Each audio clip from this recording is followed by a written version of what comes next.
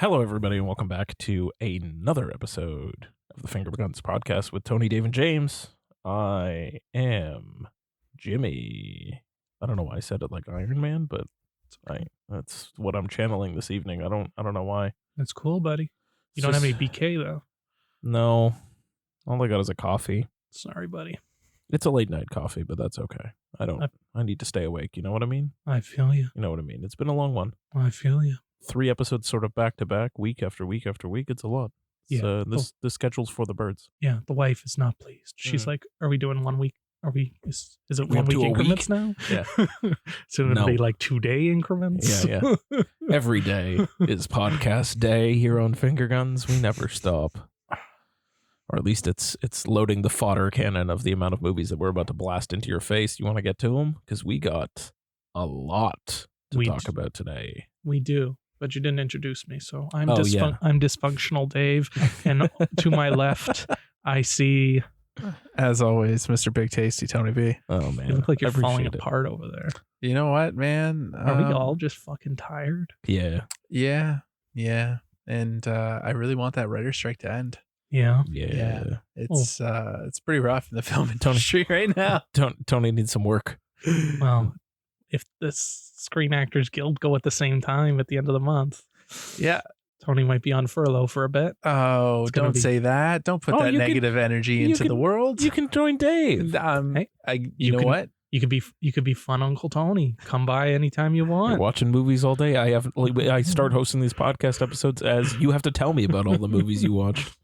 We are nothing but positivity here at Finger Guns. No. All right, fair. Fine, everybody gets furloughed except for Tony. Yeah, Tony's the one guy holding it down. He's the security guard at White's. You gotta hold the fort down. Yeah. Let's get to some fucking movies, boys. Let's do it.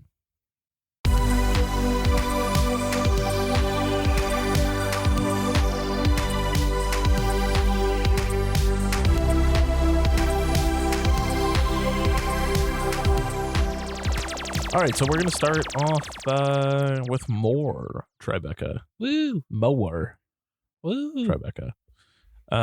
We talked about a lot last week, but there's still some more we got that we were able to get to and finish. So we're going to get through a bunch of those. We're going to have some rapid fire ones as well. But basically, we're just going to toss a whole bunch of movies at you that are going to show up at some point.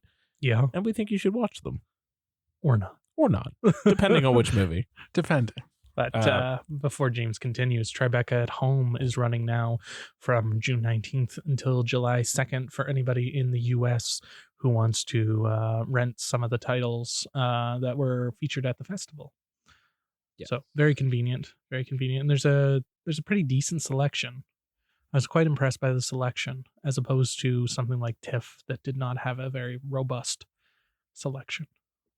Correct. Yeah. There's a lot of fucking documentaries. Yeah, there is a lot of documentaries. There is, and there's things I want to say about that as well. But anyway, and also there's like I was saying just before we recorded, like I watched a bunch of short films on the platform today, and all of them were really good. So, Nice. like 10 out of 10 recommend. Usually, like short films, they're like hit or miss. Some of them are going to work, some won't. But like these were all like 6 to 7 minute bangers. I'm good with that. And I watched 4 in a row, and it was just like, nice. I'm good with that. This is great. I like that. And if you rent that one, you get all of them. Right? You get all of them, yeah, and it's just one playlist. You start at the first one, you get all like 6 films all in one shot. Which, I mean, the 4 that I didn't finish the 5th or 6th one just because I ran out of time because we had to come here and record. But I have 2 more left to go. But honestly, the first 4 were already bangers. Aces. So it was actually quite enjoyable. Excellent. Nice. Well, James, You want me to kick this off? yeah, kick us off with the doc. With a doc.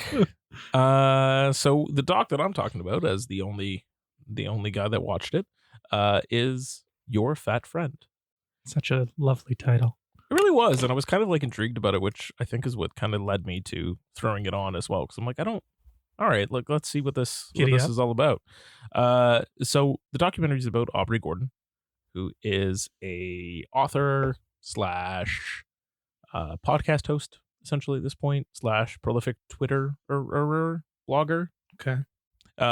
She started off by creating an account called Your Fat Friend, and as a fat person who that is her preferred terminology, and you learn that through the documentary. It's I like that. one of the first Nice. articles she put out was just about it was an article about the language that people use when they're talking to someone who is overweight, and how people will dance around it. They're like, "Oh, your skin looks great," or something. Like they will find something without sort of saying it. It's like her angle is like, no, like I know that I'm fat, and that's fine. Like it's me. It is me. You don't have to shy away from who I am, or like come up with weird excuses, or oh, you're just a little plump or whatever. No, I'm fat. Like just sort of making it a normal term instead of this weird other thing.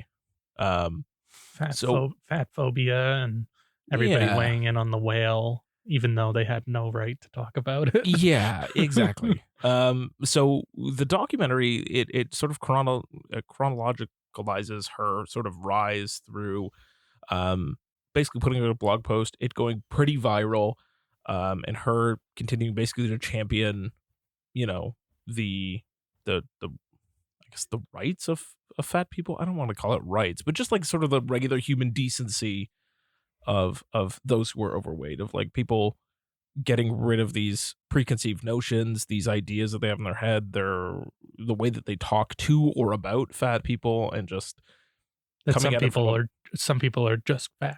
Like Correct. it's not their fault. It's just correct. They're predispositioned in their genes. Correct. And beyond that too is like she was even mentioning that she's like, like people will always like devolve around me into like talking about different diets and fads, and it's like I haven't tried them all. I've tried them all, like sort of thing. And so it was about her life, the good and the bad of it. But as she became more and more famous, she was offered a book deal, and so she wrote a book. And the thing is, it was also kind of dealing a lot with the lack of anonymity when you become a face to a name, sort of thing. Before this, she was always under the handle "Your Fat Friend." Like she was anonymous. She wrote these blog posts anonymously. She wrote the tweets anonymously. She was anonymous as one can be on the internet. And just as the book was coming out and things were starting to ramp up, someone doxed her. They found out who she was. It was like she was the subject of like death threats and like forums, basically like completely either fat shaming her or just literally like, we're gonna come and fucking murder you, sort of thing. Because why is that always the go-to? I don't know. I've never understood it. I just don't understand the go-to. Like, yeah, like we're gonna murder you, we're gonna rape you and your children, we're gonna fucking set your house on fire type thing. Like I don't understand. Yeah, I don't. It goes from 1 to 1 million. all the time. But this was another documentary that I liked, in the sense, kind of like the other ones that we were talking about last week, where it was very much it didn't matter if the story was heading in a positive direction or a negative direction. It focused on all elements of her life, like good, that. bad, or anything in between. Obviously, there was like a clear path to like success and getting her book deal and going on a book tour.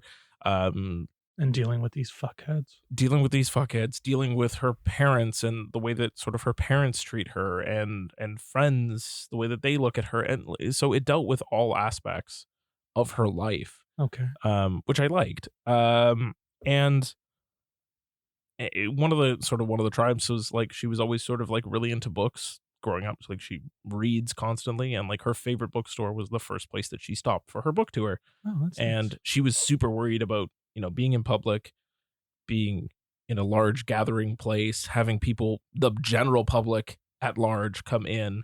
And she was very like, I don't know who's going to show up. People could be throwing slurs at me, because her book is very fat positive, of course, because it's who she is. Yeah, exactly. So she was worried about, someone showing up or saying something at a turn or whatever. And she got the opposite effect. It was people who were like super there for her book, what her book meant to her, and how her book helped others who had, I don't know, I'll call them just body issues in general, whether it's weight or otherwise, saying how like it helped them come to terms with who they are, and that they're okay and they're allowed to be a person and not a berated, like looked down upon, garbage trash human that people treat them as. So overall, it was like a really positive message. Lovely. Yeah, I liked Lovely. it. That's I liked it. It was a good That- doc. that's Why didn't the publisher hire some security guards?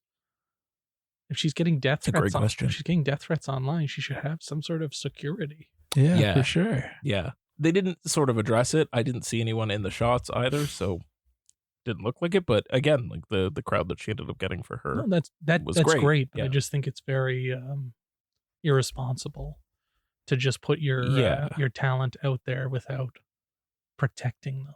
Yes, agreed. So, okay, I'll definitely have to keep an eye out for that one. That one's Yeah. not on the platform, unfortunately. Unfortunately not, but it was a very, very good doc and kept sort of thematically with the other docs that we saw, where it was very much like kind of showcasing everything about everything. I liked it for that, just not sort of having a slant or a propaganda angle to it. Sure. Which we'll come back to that point. I love it. Put a pin in that one for later. I love it.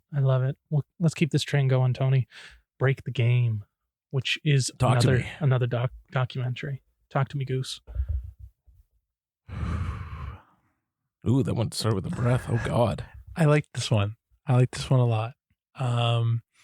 So this one is about a Speedrunner. trans woman who is known for being a speedrunner Mm. for Zelda. Nice. She was the world record holder for a speed run for Zelda Ocarina of Time. Nice. And this one is about surrounding the release of Zelda Breath of the Wild Right. and her quest to be the world record holder for the speedrunner, Sure. and just dealing with her own sexuality and and overcoming some of the hate that she got online with being a trans woman. It's because, like, you have to put some context behind it. When she first started out as a speedrunner, she wasn't a she Right. at that point. Correct. This Yeah. was before. So everybody kind of turned on. So she was very popular. Yeah. And she was going to all these different conventions and stuff and doing live speedruns, which I can't imagine sitting in a crowd of like 1,000 people yeah. watching somebody just speedrun through Zelda. Like, that seems weird. And especially Ocarina of Time, right? Like, if you remember that game was an easy game. No, it wasn't. But yeah. are you looking her up? Her name's Narcissa Wright. Thank you. You're Yes. welcome. WR. Got it. So when the doc starts, it's around the time when she had transitioned. So she was Right. getting a lot of hate Of course. and a lot of the bigotry of people saying Thematically similar. Yeah. thematically similar, kill Yeah. yourself. Yeah. Like, Yeah. you're an Just abomination. a lot of hate. And Yeah. keep in mind, this documentary was filmed through the Monitor. So it was one of Yes. those movies, right? So Yeah. they emphasized some of the hate that she was As it receiving, would come through. right? Yeah. As it would come And through. and most of the movie, it's only like a 74-minute movie, thank Christ. Yeah. I'm good with anything under 80 minutes. Yeah. If you tell a full story under 80 minutes. Yeah. But a lot of it is just Twitch feeds. Yeah. Of course. That makes sense. A lot of that Twitch is feeds. that is where speedrunners live at large. Yes, and then it's kind of coming to terms with how she progresses and how she becomes more okay in her skin. Yes. Again, thematically similar. Yeah. And she has a relationship with another trans Twitch gamer. Cool. And kind of just like how that works out. And then there's like a little bit that's not on the screen, which I was like, oh, that's lovely. Nice. All of that to say, I don't understand Twitch. I don't understand the appeal. Yeah. Okay. I was very like lost. Like- You're coming to daddy for this one. I like Like, that. before Daddy speaks, Yeah. like, I loved just like hanging out with a bunch of buddies and playing a game. Sure. Like, there was that one time you guys were all at my house and we took turns playing Mario. Yeah. Type thing. And that was Yeah. fun as shit. Yeah. Or when we used to take turns playing Grand Theft Auto. Yeah. Right? I enjoyed that because I'm in with people and I'm Sure. interacting with Yeah. people I get it. versus this Yep. Twitch where it's all online and you're physically watching and there's a chat going on the side, but the chat is going way too fucking fast to see anything. Yeah. Okay. So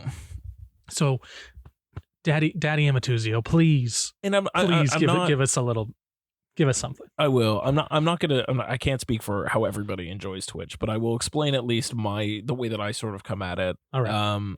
To me, there's two things that I enjoy, but I think the first has to come before the second, and the first is I'll call them the host's personality. Like really, what the streamers that I follow or watch, and I used to watch with somewhat regularity, but that was more over COVID because there was kind of nothing else to do. I've fallen off sort of keeping up regularly, but I still do watch specific streamers, but it's mainly tied to personality. Like it's because I like who they are, Okay. and the way that they play and interact with either their chat or the game in general. That's what I'm there for. Okay. The chat to me is secondary. Sometimes I'm reading the chat. Sometimes I'm not. I don't even care. The chat is irrelevant to me.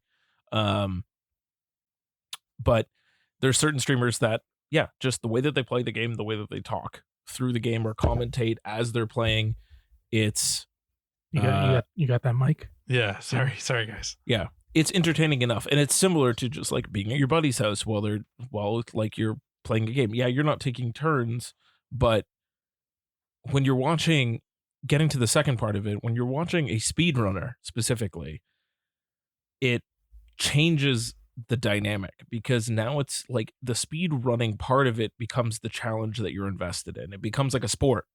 You want to see them succeed. So now you have their personality and their personality is good and it's carrying you through the thing.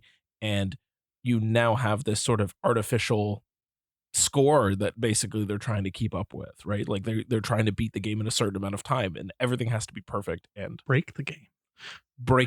Yeah. Well, I mean, yeah, if we're talking certain games, yeah, talking about like any percents, yeah, you break literally the how they were able to like get through the game is just baffling. And so to me, that's the part that I also enjoy. So like there's two annual events. There's AGDQ and SGDQ, which is the annual Games Done Quick and the summer Games Done Quick, but it's basically a collection of speedrunners that come in and showcase what the fuck they've accomplished essentially. And it's like, it's rapid fire. There's like 100 fucking videos a day that go up from these events because it's huge. But some of the shit you witness is just mind boggling. Like you're watching people that have you're watching someone that's perfected a specific 15-second part of the game that is playing it to a level that you will never achieve. Like one of the ones that I think about often is anytime I watch someone play like one of the two new Doom games, like either Doom 2016 or Doom Eternal, the speedruns of that, insane, especially if you get ones that are not dealing with like glitches and things like that, because like it is just a masterclass in how to perfect a playthrough. And those to me are more entertaining than the glitches. The glitches are cool too, because like I also have to think in my head, I'm like, fuck, you spent like hours finding that glitch, hours perfecting how to make that glitch happen every time, if it happens every time. And then, you know, I'll watch some commentaries and like, oh yeah, we do this glitch and yeah, that saves 40 seconds. And you're like, that's so 40 fucking seconds, and that's all you're getting. Or like one is like, yeah, you clip through this wall here and you enter this other area. That saves 10 seconds. 10 seconds. That's it. But it's like when you're talking about world records, 10 seconds is huge. 10 seconds is everything. That's like a 100-meter dash. Like that's a Usain Bolt that you've just sped up to, and now you're the head record holder because you found something. And the community itself seems very like they share all their secrets and stats because they want everyone to be better. And really what it becomes is at the top, it's you're the best player of the game. Like you've perfected a run and you've perfected all the glitches and you had luck on your side because a lot of it's random. But yeah, that to me is what Twitch's appeal can be. But to me, it's always personality first, and then second, it's what they do with the game. Okay. So most of the people who are following her are fans or new fans. Yeah. And they all have a vested interest in her because it kind of devolves from the game and into like her kind of falling apart and like isolation, and it reminded me a lot of that movie we saw at Fantasia, World's Fair. Everyone's gone to the World's Fair. That one. Yeah. It reminded me a lot Yep. of that. And yeah. So that's it. That's that connection, right? Like if you connect with the person's personality, which leads to a whole bunch of other sticky issues about people thinking that they know someone, but they really don't. They only know a personality that's on the screen. That's not the real thing. It's like someone who listens to our podcast and says they know us. They don't. They know our podcast personas, which are not us. Yeah. They're Aren't a they? heightened version of us to an extent. Like we turn it up. hyperbole. Yeah, there's a lot of hyperbole. So, because you mentioned doxing in the last doc, Yeah. there was a part where somebody made like they're showing off like a top 10 SWAT SWAT videos swatting. type thing, Yeah. swatting, Yeah. and they talk about swatting, and then there's a part where somebody bangs on the door, and Fuck. you're waiting for like the next shoe to drop type Yeah. thing. So the SWAT there's, team's like, gonna terror. bust their door down. Yeah, that shit was crazy. It's terrifying. That was like also- it doesn't happen. Like it's somebody else, but That was also thematically in mind because literally this girl's fucking like social security number, name, date of birth, address, phone number, everything was put online, and she's like, "Fuck, someone's gonna like call a SWAT team on me." Like that's the next thing. It's fucking scary, man. I also don't understand. Like we've talked about this before. The SWAT team only comes out for the worst of the worst. What are you telling? Bomb threats. You call in a bomb threat. That's what they do. Like there was I think it happened in London or Windsor, and it was a streamer, and they doxed him, and they called in a bomb threat. Him, her, I don't remember the story right now. They doxed them, called in a bomb threat to the police, and like a full SWAT team like broke down that door and just found this person like gaming, and they were like, "The fuck!" Like so that's what you do. That's how you elicit an entire SWAT response. You call in a bomb threat, Dave. Like, Jesus. just it's irritating and it's visceral, and I love the word visceral. Yeah. I don't know. It was kind of infuriating, and it's kind of hard to watch at parts because like you just want to shake them. Yeah. Shake the Absolutely. woman and be like, you need to do something. Get off the screen. Go do something. Yeah. And It was- sorry. No, one no. more thing. She's not eating. She's drinking a fucking like protein drink. Yeah. That's solvent. Soylent. That's what it Soylent. is. Yeah. Which I assume was a play on Soylent Green. Yeah, I think that company is. But yeah, that gets into the culture of streaming in general, and the fact that like in order to, maintain your following, maintain your audience, maintain the sponsorships that you get, maintain your cash flow, because that is your cash flow, you have to do insane hours. Like insane. You don't have time to eat. You don't have time to take a fucking break. Really, the only streamers that I follow now, first of all, do because they don't give a fuck anymore. They've just kind of accepted it. But like those ones that are still hustling and are trying to like either get their full following off the ground, they're not at a point where they can be comfortable with the amount of streams that they get. Oh yeah, man. There's people have died, literally died from exhaustion from streaming for way too long and not sleeping enough. Yeah. It's fucked up. Like it's a weird culture that is based on the amount of, and like Twitch is, when I was briefly a Twitch streamer, the amount of time that you have to stream, the consistency of a schedule that you have to keep, like your life, it becomes a job, a full-blown job. Yeah, not about that life. Yeah. I'm glad I'm not. I'm a casual gamer now. Absolutely. It As is way opposed to more how- fun. As opposed to how hard I was into it before. Tony, I kept cutting you off. It was just weird. And you speak to how visceral it was. Like, yeah, it was hard to watch at points. And just the comments. The internet Yeah. is such a horrendous place. That is a much longer conversation, my friend. Yeah. That is a much longer conversation. But also, some questions I did have. Yeah. There's Twitch for sleeping. Like people watch people sleep. Yeah. That's a thing. That's a thing. Tony, it's the internet. Rule 33 applies. If you can think about it, A, there's a porn of it already, but B, it exists. I thought it was Rule 34. Oh, that's Rule 34. You're Rule right. 34. Oh my Rule Christ, you 34. guys! It was just so it was just so fucking weird, and that it just stood out to me. But again, like I'm new to this Twitch world. Like I don't really understand it at all, and I don't get the appeal. But It's not for everybody. Yeah. Of course not. It's a different form of watching content, but yeah, it's Yeah, there's a niche for literally everybody on Twitch. You can watch people fucking like unwrap books all day if that's really what you want. Like, there's what I've learned from the internet is if you can think about it, there's an audience for it. Someone will watch it. Yeah. Should I start a Twitch for me opening Blu-rays then?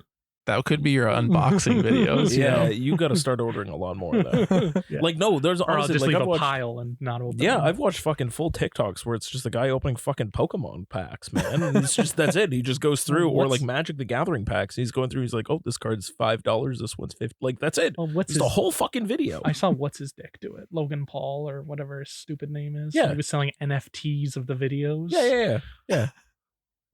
Nuts. There's an audience for anything. Hence why we do this Nuts. podcast. There's an audience for it. Just There was some odd they did this thing where they kept cutting to like 8-bit animations. Yeah. Which was kind of cute, but also kind of weird. I like the 8-bit animations. I like how it broke it up and like kind of like brought it But she into wasn't like, playing in 8-bit games though. yeah, that's true. put a pin in that too. I got more to say about weird cutaways. All of that to say, Yeah.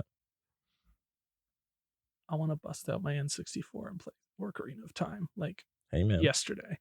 And you know what I want to do? Yeah. I want to sit and watch and play Ocarina of Time. On Twitch or beside No, me? beside you. Yeah. Fuck this Twitch nonsense. Yeah. Preferably beside you. But hey, that can be arranged, dummy. You can either bust out the N64 or we can roll you a retro pie and put Ocarina of Time on it. No, it's not the same. I You want can get the N64 controller. I have it all. Yeah. So how's it not the same?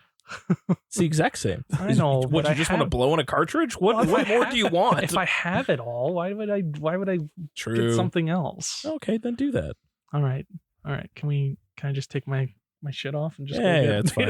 N64? Get GoldenEye while you're at it. Yeah. Yeah.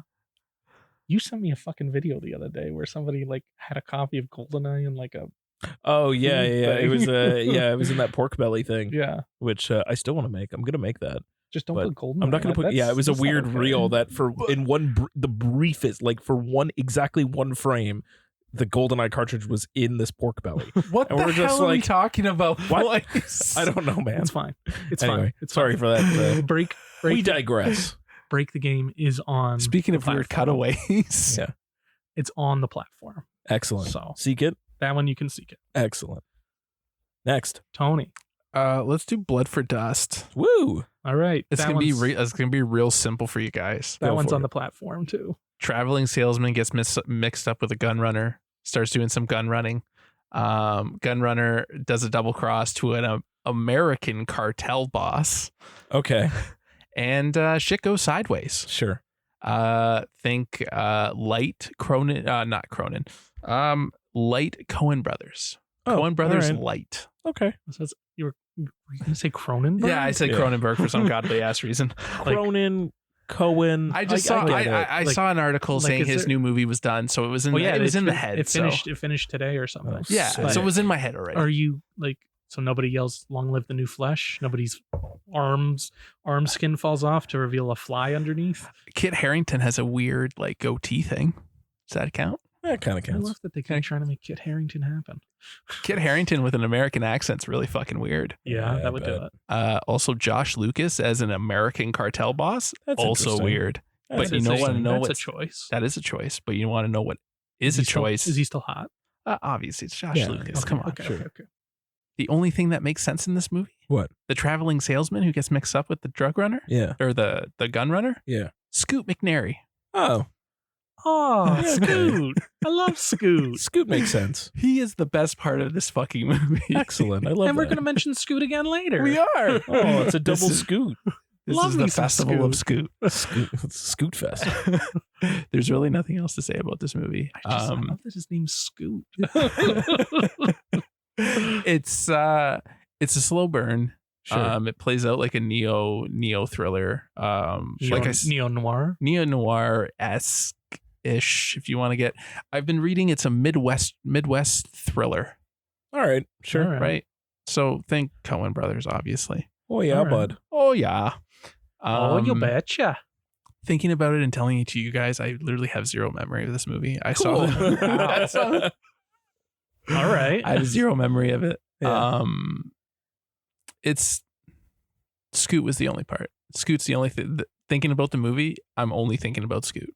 So what you're saying is we need to get Scoot on the podcast. Obviously, Friend need of the Scoot. podcast, Friend of the podcast, Scoot McNeary. it's a slow burn though. It like it rhymes up. You obviously you're gonna you've seen one, you've seen them all. Sure. You know most of them are not gonna make it out alive. Yeah. And yeah, that's all I really gotta say. All right. All right. Wait, recommend or no? Do you like Scoot McNairy? Who doesn't like Scoot McNairy? I think we've established. So watch it for Scoot is what Watch I'm it for saying. watch All it for right. Scoot Watch it for Scoot. and Kit's American accent, obviously. Since we're talking Cohen adjacent, Sure. let's jump straight to Maggie Moore's, Nice, which nice. was a thriller, a comedy thriller. I guess it tried to be a comedy. Cool. That's Cohen adjacent. Cool.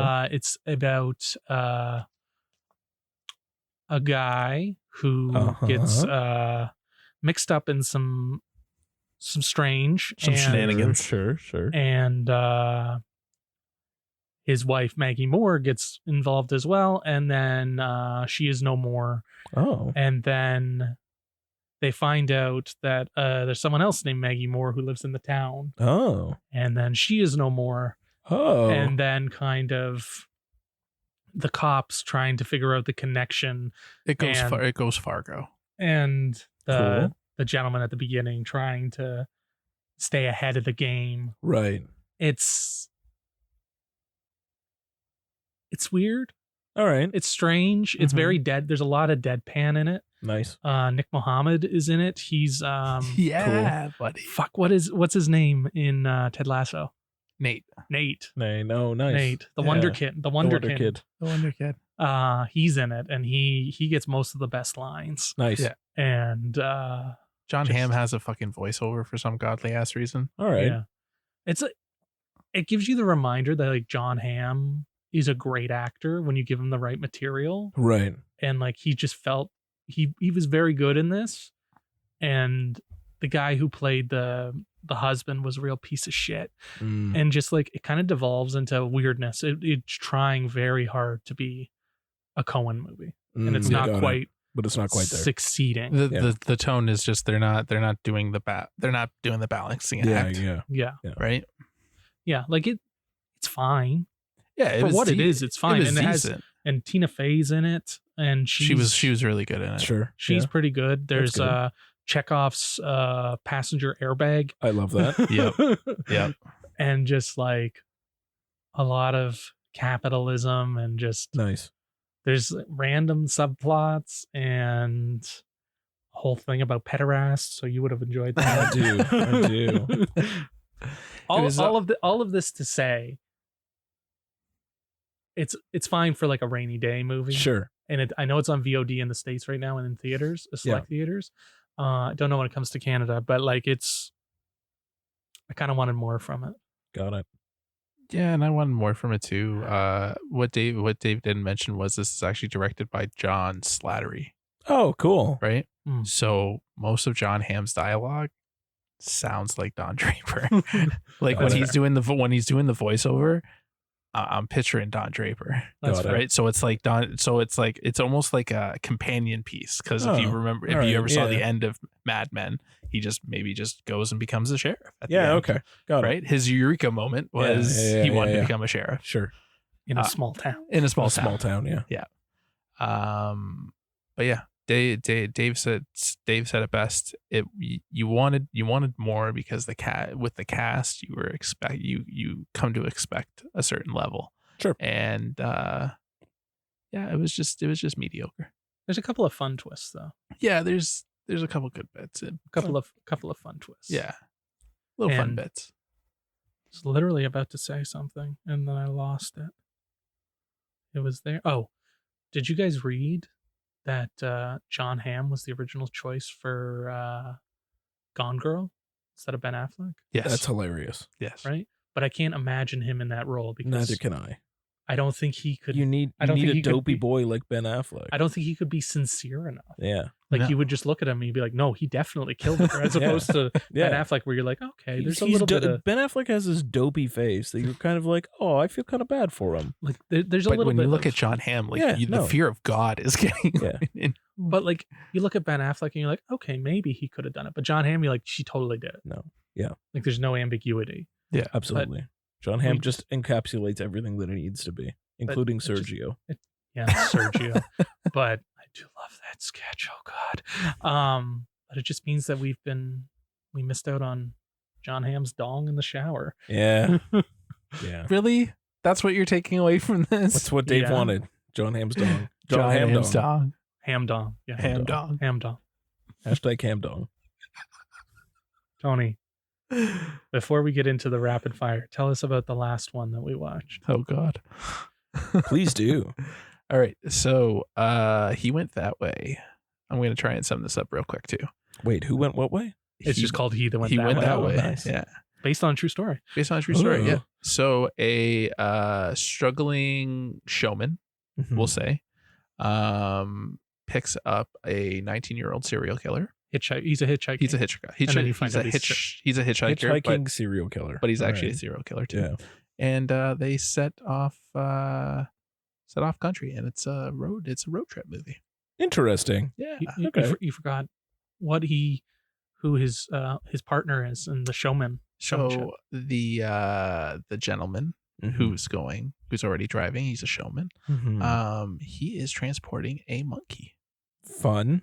but the monkey, I'm gonna spoil this right now. The That's- monkey's not actually a monkey. It's a monkey. It's definitely somebody in a costume. Some of Oh. it's a mix Nice. between puppets, animatronics, and a guy in a costume. Yeah. It is Nice. fucking weird, and it All right. takes. And every time, like Spanky was the name. Spanky, yeah. Every time My Spanky, God. it's fucking weird. Spanky the monkey. Jesus It's- fuck. But like, Apparently he was a real monkey, real showman monkey. Like Yeah. Great. there's footage in this the whole story, like This- actually based on a true happened. Story, right. Yeah. like there's footage at the end of the movie in the credits of him doing an ice skating routine. What the fuck? All Yeah. right. He was the only monkey. They touched upon it in the movie, and he was the only monkey that could skate. Right. Yeah. Okay. But that's that. I've literally summed up the movie for you. Oh, all right. And just kind of it's also about humanity and him kind of like he's scared that he's going to get murdered, obviously, by the Yeah. serial killer who he's driving Yeah, absolutely. somewhere. But Yeah. it's also about him kind of getting the serial killer to open up and kind of be more Okay. human and Sure. accepting. think like Green Book, Okay, Okay. let's not compare it to Green Well, Book. Yeah, but I'm getting the idea. but like no, but not necessarily the story, but like the vibe. yeah, I'm getting right? the idea. Yeah. So the kid who plays the serial killer, his name is Jacob Elordi, and he's on Jacob Elordi. He's on Euphoria. He's in Yeah. The Kissing Booth. He's in Deep Water. I'm assuming he's the one who doesn't make it in Deep Water. Absolutely. Zachary Quinto is Nice. the Spanky's Spanky's Cool. chauffeur. chauffeur. That's a cool. Chauffeur. That's a fun. And That's a fun duo. And he puts on an accent that's just Very odd. very weird, Something. weird and off-putting. Weird. It's a choice. Yeah, it's a choice, and like I know this movie came from a place of like a good place, but the director died before it came out. Oh, obviously. shit. I think they finished it last year, but he died, and you can kind of see it because like the tone is all over the place. Oh. It doesn't really know Didn't have a what consistent voice. it doesn't have a Yeah. consistent voice. It doesn't really know what it wants to be because it wants to be like a fun road trip movie, but it also wants Right. to be a psychological thriller, and it also wants us to accept that the monkey exists. Like I understand and I respect Yeah. the fact that you couldn't like you're not getting a real monkey in there type thing or ape. What was he, an ape or Chimpanzee? he was a chimpanzee. He was a chimpanzee. Sorry. He was a chimpanzee. Yeah, I get your monkey species right. I understand. Wouldn't it be simian? I don't fuck Dave. I understand like not using a real monkey, but Yeah. at the same time, it's really fucking distracting. So distracting. Sure. Like if you're gonna do that, especially when they do like the one, like they do like the head on, like so you see the face. Yeah. It's noticeable. Just very odd. Yeah. Very uncanny valley. because Yeah. like the first time he shows up, I was just like, what's wrong with that chimp? Because they did Chip's like got they do like issues. good like sound effects and like Yeah. good like sound to like try and pass it off, but like It doesn't. honey, you're not Honey, no. no. It's very distracting. And like Mm, if you're gonna do it like that, just show him from behind. yeah. Yeah. Just show him from behind. Yeah. Or don't they show did the they front. did a shot where you can like see the hands. Yeah. Do that to like it was a good creative way, but Yeah. like if you're showing it full on and you're showing it interacting and everything, So what we're saying you're is not the film protecting yourself. didn't have Andy Serkis money No. no to it didn't. mocap. No, because to as we're mocap Caesar in. as we're talking about this, I'm thinking of Nope Yeah. and how they did it there. Sure. But they used CGI sparingly there. Yeah. But they did exactly what Tony's talking about. Like you just see the hands. You Yeah, see yeah, you it see was him very- in the yeah, yeah, background yeah, type yeah, yeah. thing. You hear him. And I feel like it would have been much more effective and a lot less fucking distracting if Yeah. they did that. Like I get it, you don't have the money, that's cool, but like you can see that the guy's wearing, you can see his actual, like his eyes. You can see that it's that's there. different. Yeah, It's- that doesn't work. It's so odd. Oh, And that's then unfortunate. all of that to say, there is an interview with the actual guy at the end of the movie. So there's a small interview piece with him, and then they show the clip of the ice skating routine. And he's talking about picking up the hitchhiker and talking about his journey with him. And it's like a little 2-minute clip type thing, but it's everything he says is more interesting than what everything in the movie. Oh, dang. Literally so much more interesting. Dang. That sucks. It like leads up, like you think it's going somewhere and it just goes absolutely nowhere. Oh, Like Yeah. it was a whole lot of work up to nothing. that's a huge bummer. There were good things there. I did find a couple good things I did like about it. There's one shot in it that's literally like an homage to Seven, like with like driving into the desert with the windmills and everything. It looked Sure. like it was identical right out of Oh, yeah. Seven. Yeah. That was beautiful. Really appreciated that. New 4K coming. And then Announced at Tribeca. fantastic. Best cameo, Yeah. Patrick J. Adams. You'll notice him from Mike Ross in Suits. Oh, yeah. Okay. Sure. He's the one that married Meghan Markle, right? Yes. Yeah. Yes. Yeah. In Suits. In suits. In Suits. He is a priest, and that whole scene is just what the movie should have been, Got it. right? Because there was just so much, I feel like there was so much tension and so much, like there's so much in that scene, and it's only a 5-minute scene. Like he's in it for like a fucking, right? And that's the only thing I remember from the movie. And Fun. Spanky. And Spanky, And Spanky. obviously. Sure. But he was great. And I was like, why couldn't it lead to somewhere? Or why couldn't this little subplot go somewhere else? Yeah. Yeah. Yeah. Right? Yeah. So yeah, that's all I gotta really say. Cool. Not on the platform, not missing much. Got it. Got it. So yeah. Tony, Yes. you seem to be the overachiever here. So why don't Absolutely. you I like You s- film festivals, guys. I love apparently it. I'm here for it. you hit us with some rapid fire takes. Yeah, man. Well, I'll just do one off the bat that I really friggin' enjoyed. Sure. It was called Transition. Yep. So this one was a documentary about Of course it was. Of course it was, right? It's thematic. About an Australian filmmaker who is embedded with the Taliban. Yes. I saw this on the platform. Yes. The thing that makes this movie stand out, Mm. the journalist was going through a transition during their time Wow. embedded with the Taliban. That's Like- hardcore. Like a gender Like a transition. gender- like a gender that's- transition. That's fucking hardcore. It the filmmaker Jordan Byron, he is something else. He is a wild man. Like it's crazy the amount of like how he had to like protect himself in so many different ways, and he had to be careful with what he said to the Taliban while still trying to be friends with them, because he's in there trying to do he was invited by a Taliban commander to document their life for New York Times, right? And doing this documentary at the same time. Narrative movies aren't as intense as this documentary was.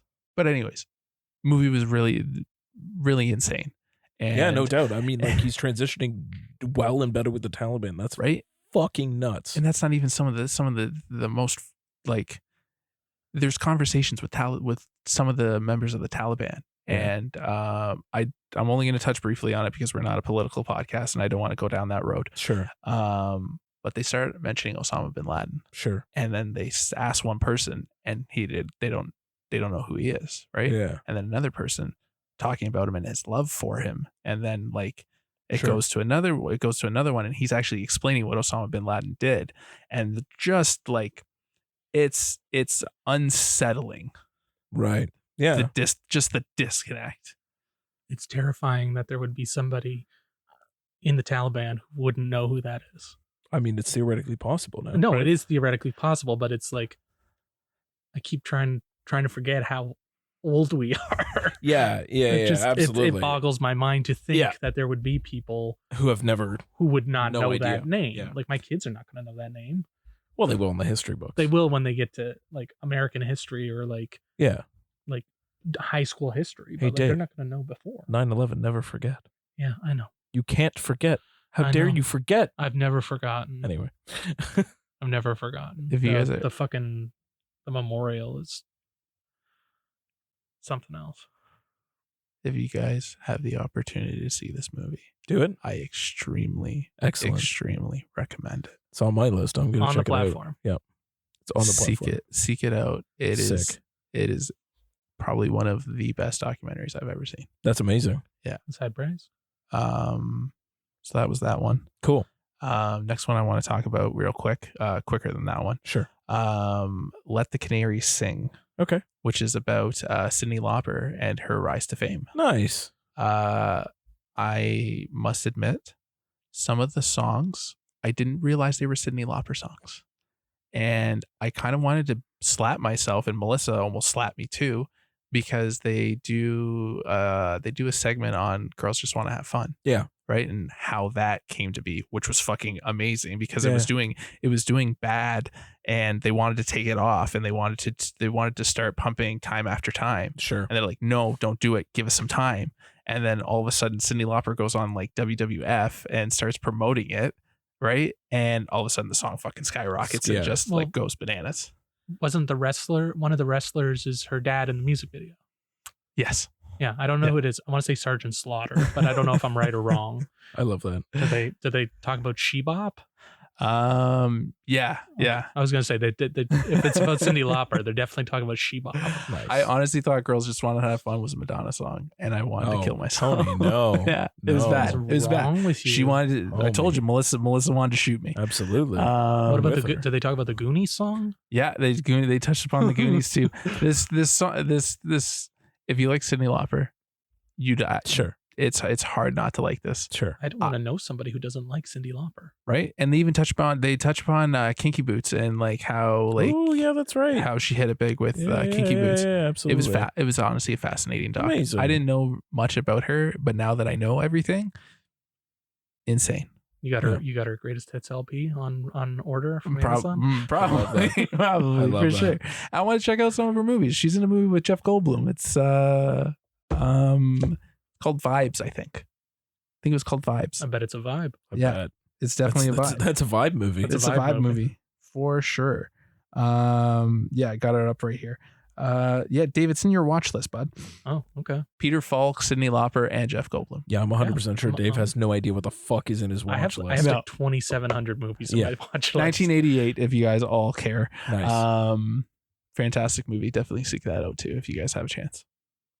Excellent. We'll do. James, we're talking about docs, so. Oh, you want me to go? Okay, I do. You want me to take those two pins that I put up on the wall like an hour ago? I do. All right. Yes. So I'm going to talk about Stan Lee, and I'm also going to talk about the Hideo Kojima documentary. Very nice. Stan Lee's on Disney Plus right now, right? Correct. Stan Lee is out on Disney Plus, and Hideo Kojima, I'm not sure when that is coming out, but it is a PlayStation Studios documentary, so I'm assuming they're just going to like side-loaded onto everybody's PlayStation at some point. That's fair. I don't know if that's what they're actually going to do, but that one was... So the Hideo Kojima one's only 60 minutes, which, sure. Hey, man, I told you, under 80 minutes? Yeah. Love That it. was the thing about Tribeca. I'm pretty sure the shortest movie I watched was an hour and 45 minutes. Yeah. Keep it coming, Tribeca. I can't wait to be there next year. Yeah, absolutely. Longest movie. Longest movie. Longest movie. Yeah, Not yeah. shortest. Shortest. Oh, longest. Yeah, no, they were all Sorry. sub. Totally spaced on that. They were all sub 2 hours at anyway. That's Most of them what were we like an hour and 20. Yeah, I was like, pretty much. I'm it was, here for we it. Were, I'm- we were I'm here for it. blazing through I'm here these. for that. I'm here for that. Anyway, so these two documentaries, the reason I'm going to talk about them both at the same time is because they're both kind of the same in a way. Okay. I think the Hideo Kojima one ends up being slightly better only because it's shorter. Okay. But both are basically fucking fluffy puff pieces. Okay. About the Putting about these the people. putting these two men individually, respectively, on their pedestal, which in Hideo Kojima's case, I think is pretty warranted. I mean, that guy is probably the only game director that I could say to anybody who's played video games, mostly, hey, Hideo Kojima's coming out with a new game. You'd be like, oh yeah, fucking Hideo Kojima. Like, What about Miyamoto? Yeah, okay, yeah, but I don't know. Kojima has I get what you're saying. Kojima has more of the clout. You're right. Kojima has like he's almost like a movie director. He's a brand. Like, yeah, exactly. Like he's like, oh, He's a vibe. yeah. He's It's a like vibe. Tom Cruise has got a new movie coming out, or like Chris Nolan, or like I don't know, fucking John Grisham's putting out a new book. Like these are just names that you know, and like Hideo Kojima is in A name. the games world a name that you just know. He's transcended sort of the. He doesn't hide behind his titles. He is the title at this point. Like, you know, he founded his own fucking studio and then put out Death Stranding, and Death Stranding was very Hideo Kojima, but it was a Hideo Kojima joint, like from the jump. So basically, like the documentary is 60 minutes. It follows a lot of the production work. It's talking about who he is, and follows the production and building of Death Stranding and him getting funding for that, and Sony taking a huge gamble with him as his name. And they literally said that, like, he went into Sony and just said, I want to build a game. They're like, what's it about? And he went, I don't want to tell you. And they went, here's money. You're Hideo Kojima. Go build a game. And he did. And I don't know if It's like that have either of you Netflix played it? sketch in SNL. Here, go. Yeah. Which one? Death Stranding. No. I've never played it. I know that you have to get into it for a bit before it gets going. Oh, yeah. Yeah, it seemed Oh, like yeah. way over my head. I can barely get into freaking Metal Gear Solid, but like I got into it. I feel like Death Stranding's not like that. Death Stranding is, I think it's more, Death Stranding is a little bit more approachable in terms of its gameplay mechanics because there's not a lot of them. You're a delivery guy. You're Norman Reedus, and you are a delivery man. And you just kind of go from point to point to point in this beautifully crafted world that is kind of falling apart. And it was weirdly like prescient for when it came out as well, considering like COVID happened, and it's all about sort of like this loneliness, but also this connectivity that can happen through human interaction. And like as you progress through the game, you can build things, and the things that you build show up in other people's worlds.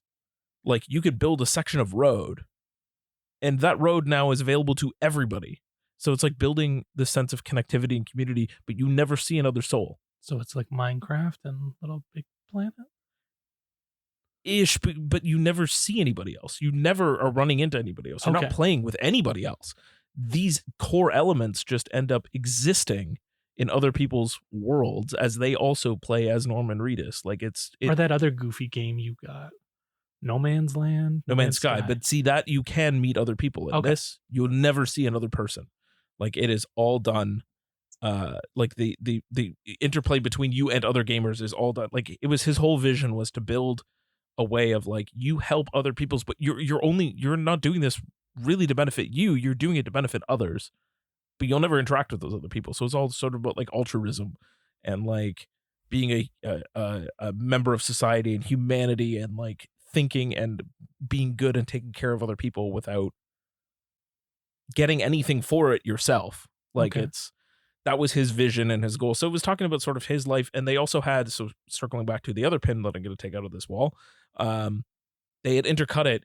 And like when they were talking about him younger, they had these beautifully drawn anime sections that were like Studio Ghibli adjacent, like really beautifully done little segments of anime of his life as a kid growing up.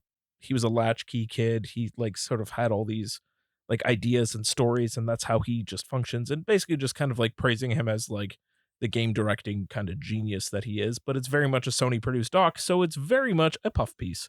It doesn't focus on any negative aspects, none of the fallout between him and Square Enix. It literally talks about none of the other games that he ever made except for Death Stranding, which is just like, it's kind of like a weird snapshot of his life. And some of the talking heads were also kind of odd. They had Guillermo del Toro, which, okay, he was a producer on Death Stranding, so sure. Nicholas Winding Refn, who is one of the most off-putting people to listen to speak. He's just a weird voice and cadence that is just his output is very he's weird. He's a cleft anus of a person. Yeah. And George Miller for some reason, but also Grimes and Churches and like the band Churches, and I was just like, I don't. And then like a whole bunch of like people that work with Hideo, like game developers and other game directors and lead level designers. You guys are on first name basis? Yeah, me and Hideo go way back. Yeah. Kojima-san. Anyway, it's a huge puff piece. I don't know. I just, this kind of ties into, and what we'll talk about with Stan Lee right now as well, of all the other documentaries that we watched and that we loved that didn't shy away from things. These both do. They don't. The Hideo Kojima documentary, there's no negatives. It's all fluffy puffy. Yay, Hideo. Stan Lee, very same. Yeah. Very, very same. It was super, like, not what I was expecting. There it is. Yes. And like at one point, I thought that they used like an AI to talk for Stan Lee because his voice didn't sound authentic. Like it sounded robotic. Yeah, I think And they were pulling audio clips from like so many different interviews that he did over the years. But like he's just, I guess it just wasn't what I was expecting. Yeah, so first off, weird thing is Stan Lee narrates his entire own documentary. Yeah. Which is odd. Well, what's his name did his own doc too. Bourdain. Yes. Yeah. Like, and I guess there's enough audio clips for the both of them and interviews and stuff that it worked to an extent. But yeah, I agree with Tony. I don't know. And the thing with this, I don't trust Disney enough to not say that they did any like AI funny business. What did you think about the miniatures? I thought those were cool. Yeah. And very Bernie Langiel. Yeah, very Bernie Langiel. Shout out to Bernie Langiel, friend of the podcast, Bernie Langiel. You say his name any more times? Bernie Langiel? Yeah, the miniature. So they had like these sort of like cutaways to like miniature work of like, you know, the studio that he was working in, the drawing comics and things like that. And it was all beautifully done miniatures. I thought they were really cool. Yeah. But yeah, it just shied away from any of the negative aspects of Stan Lee. Like they just were like, look at his rise. He's a genius. He's the greatest. He's the editor at large. Did they talk at all about the fact that there were other people like helping create these They mentioned icons? They mentioned them in passing. In passing. Because I know Yeah. Jack Kirby's son like put out a statement this Yep. weekend that wasn't exactly flattering. Yeah, because they were like, oh, and then, you know, Jack left. And it was just kind of like, why? No. We're not going to talk about the why. And then he's like, oh, and Jack came back and we were able to finish this. And everything was like happy-go-lucky. I was like, that's not how I remember it. Yeah. And like, but they, I mean, How you remember it? It would have been Jack's been dead for But like longer than you've been alive. do you not know do you not read history? Yes, I read history. yeah, I get what you Okay, mean. I'm just giving you shit, Tony. And I think he died after you were born, but like early 90s. I know that. Yeah, I still read history, Dave. they kind of touch on it a little bit, but they definitely veer it away from getting too into the weeds on like who did it. Like, but I mean, the one thing that I will say is they did paint it very clearly that Stan Lee's ego was fucking astronomically huge. That's fair. And like he had a lot of big dick energy. I get it. yeah, and it was very much like, well, I came up with the idea, so I'm the one that created him. But it's like, yeah, but your idea wouldn't fucking exist in reality if I didn't fucking draw the character, like, and come up with what this character to me would look like based on your random ass description. Like, it was very much like one of those things of like, one can't exist without the other, no matter what you do in either way. So like a chicken and egg thing. So like I just it didn't do enough to kind of address that. It painted Stan Lee as this fucking god amongst men. Didn't touch at all about the trials and tribulations of Marvel when they like sold off everything because they were losing all the money. It just kind of yada yada over that point, and then it was like, honestly, it kind of it was yada weird. yada over the fucking 90s, man. Yada yada over like the mid 80s to the 2000s. Like it was like just didn't like, it go to like didn't it go wasn't it like the early 80s and then it jumped to like 2010? yeah, pretty much. It was Yeah. like early 80s, and then he's on set filming one of his Marvel cameos, and we're like, what Wouldn't they just have happened to the last 20 years? They would have shown X-Men. I don't remember them mentioning X-Men. They didn't. Oh, that's surprising. They skipped over. Basically, yeah, the next shot was They went right into the MCU. it was Thor. Yeah. It was him doing his cameo with the truck trying to pull. That literally, it was like the most whiplashed fucking thing I've ever seen. But it was so, again, like we're talking about other documentaries that like didn't shy away from the good or the bad. They just kind of followed it along, their subjects. right through the ugly truth, right? Yeah. And both of these were just like, no. These are fluffy puff pieces. These are what we want people to know about these people, not what actually is. I met Stan Lee. Did you? Yeah. I was at a fan expo, and I ran into somebody I worked with at the radio station. Nice. And he was about to do an interview with Stan Lee, but he didn't have anybody to like help him. Huh. And he's like, I'm struggling here. Do you have like 10 minutes? I was like, can I say hi to him? Sure. And he's like, yeah. I was like, cool. I'm in. Yeah. And I got to meet him and said hello. Nice. Said I loved his stuff type thing. I didn't ask him to say Excelsior, which I'm going to have to take In to my hindsight, grave. My grave as a bad mistake. Yeah. Yeah. But he seemed lovely. Yeah. Like, but he has that aura.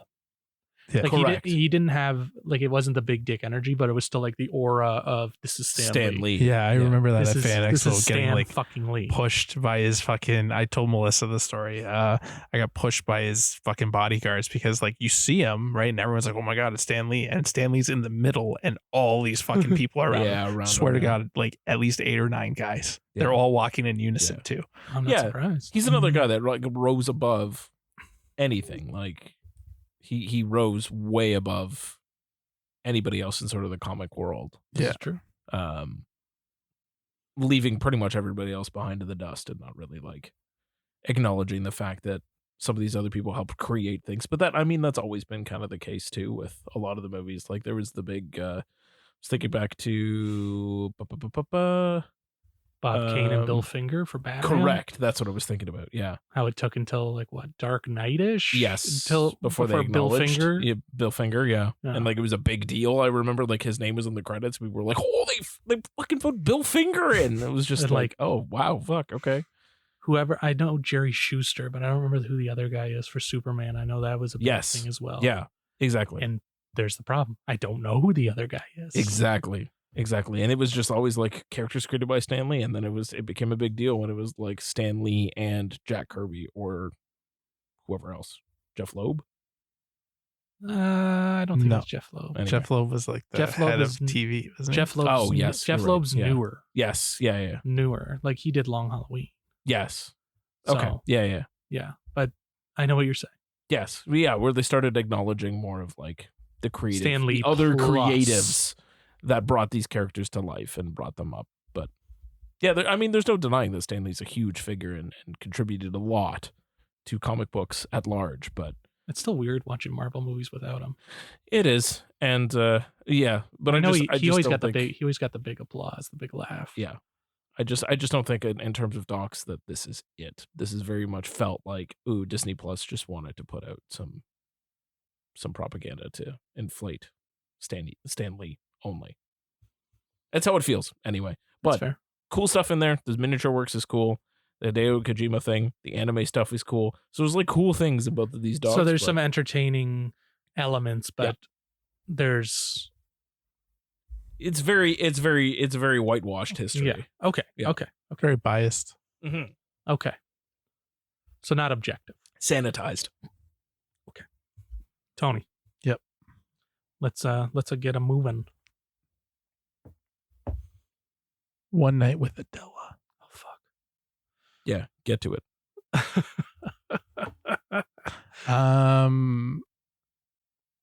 This movie took me days to get through. A city worker. Yep. On her quest for vengeance. Yep. For Reasons. for reasons that are unknown. Sure. On everyone who's ever wronged her. Wow. All right. It's shot in one take. Cool. The actress is on the screen for 95%. Cool. Camera never stops. Nice. Like there's certain parts where you know that there's a cut. Yeah. Hidden Yeah. cuts. Yeah. There's a couple or of the hidden camera's cuts. getting passed off to somebody. Yeah. Hidden Hidden transitions and cuts. Yeah. Exactly. It was wild. Nice. It was wild. You think it's going somewhere, Yeah. and then there's a section of the movie that just does a 180 Huh. and kind of like just, you know, when you get rat-tailed with a wet towel? Sure. Yeah. Yeah. In the face. Nice. Like repeatedly. Nice. Yeah. I love that. Yeah. I know what scene you're talking about. I remember I was sitting there. I was like, oh, I was certifiably uncomfortable. All right. oh, All right. like I think it's an interesting movie, and I like the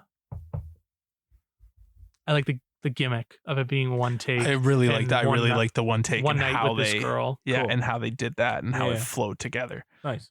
And like there's an exceptional amount of cocaine and cocaine snorting, cigarette smoking, Nice. like And yelling into cell phones. and yelling Cool. into cell phones.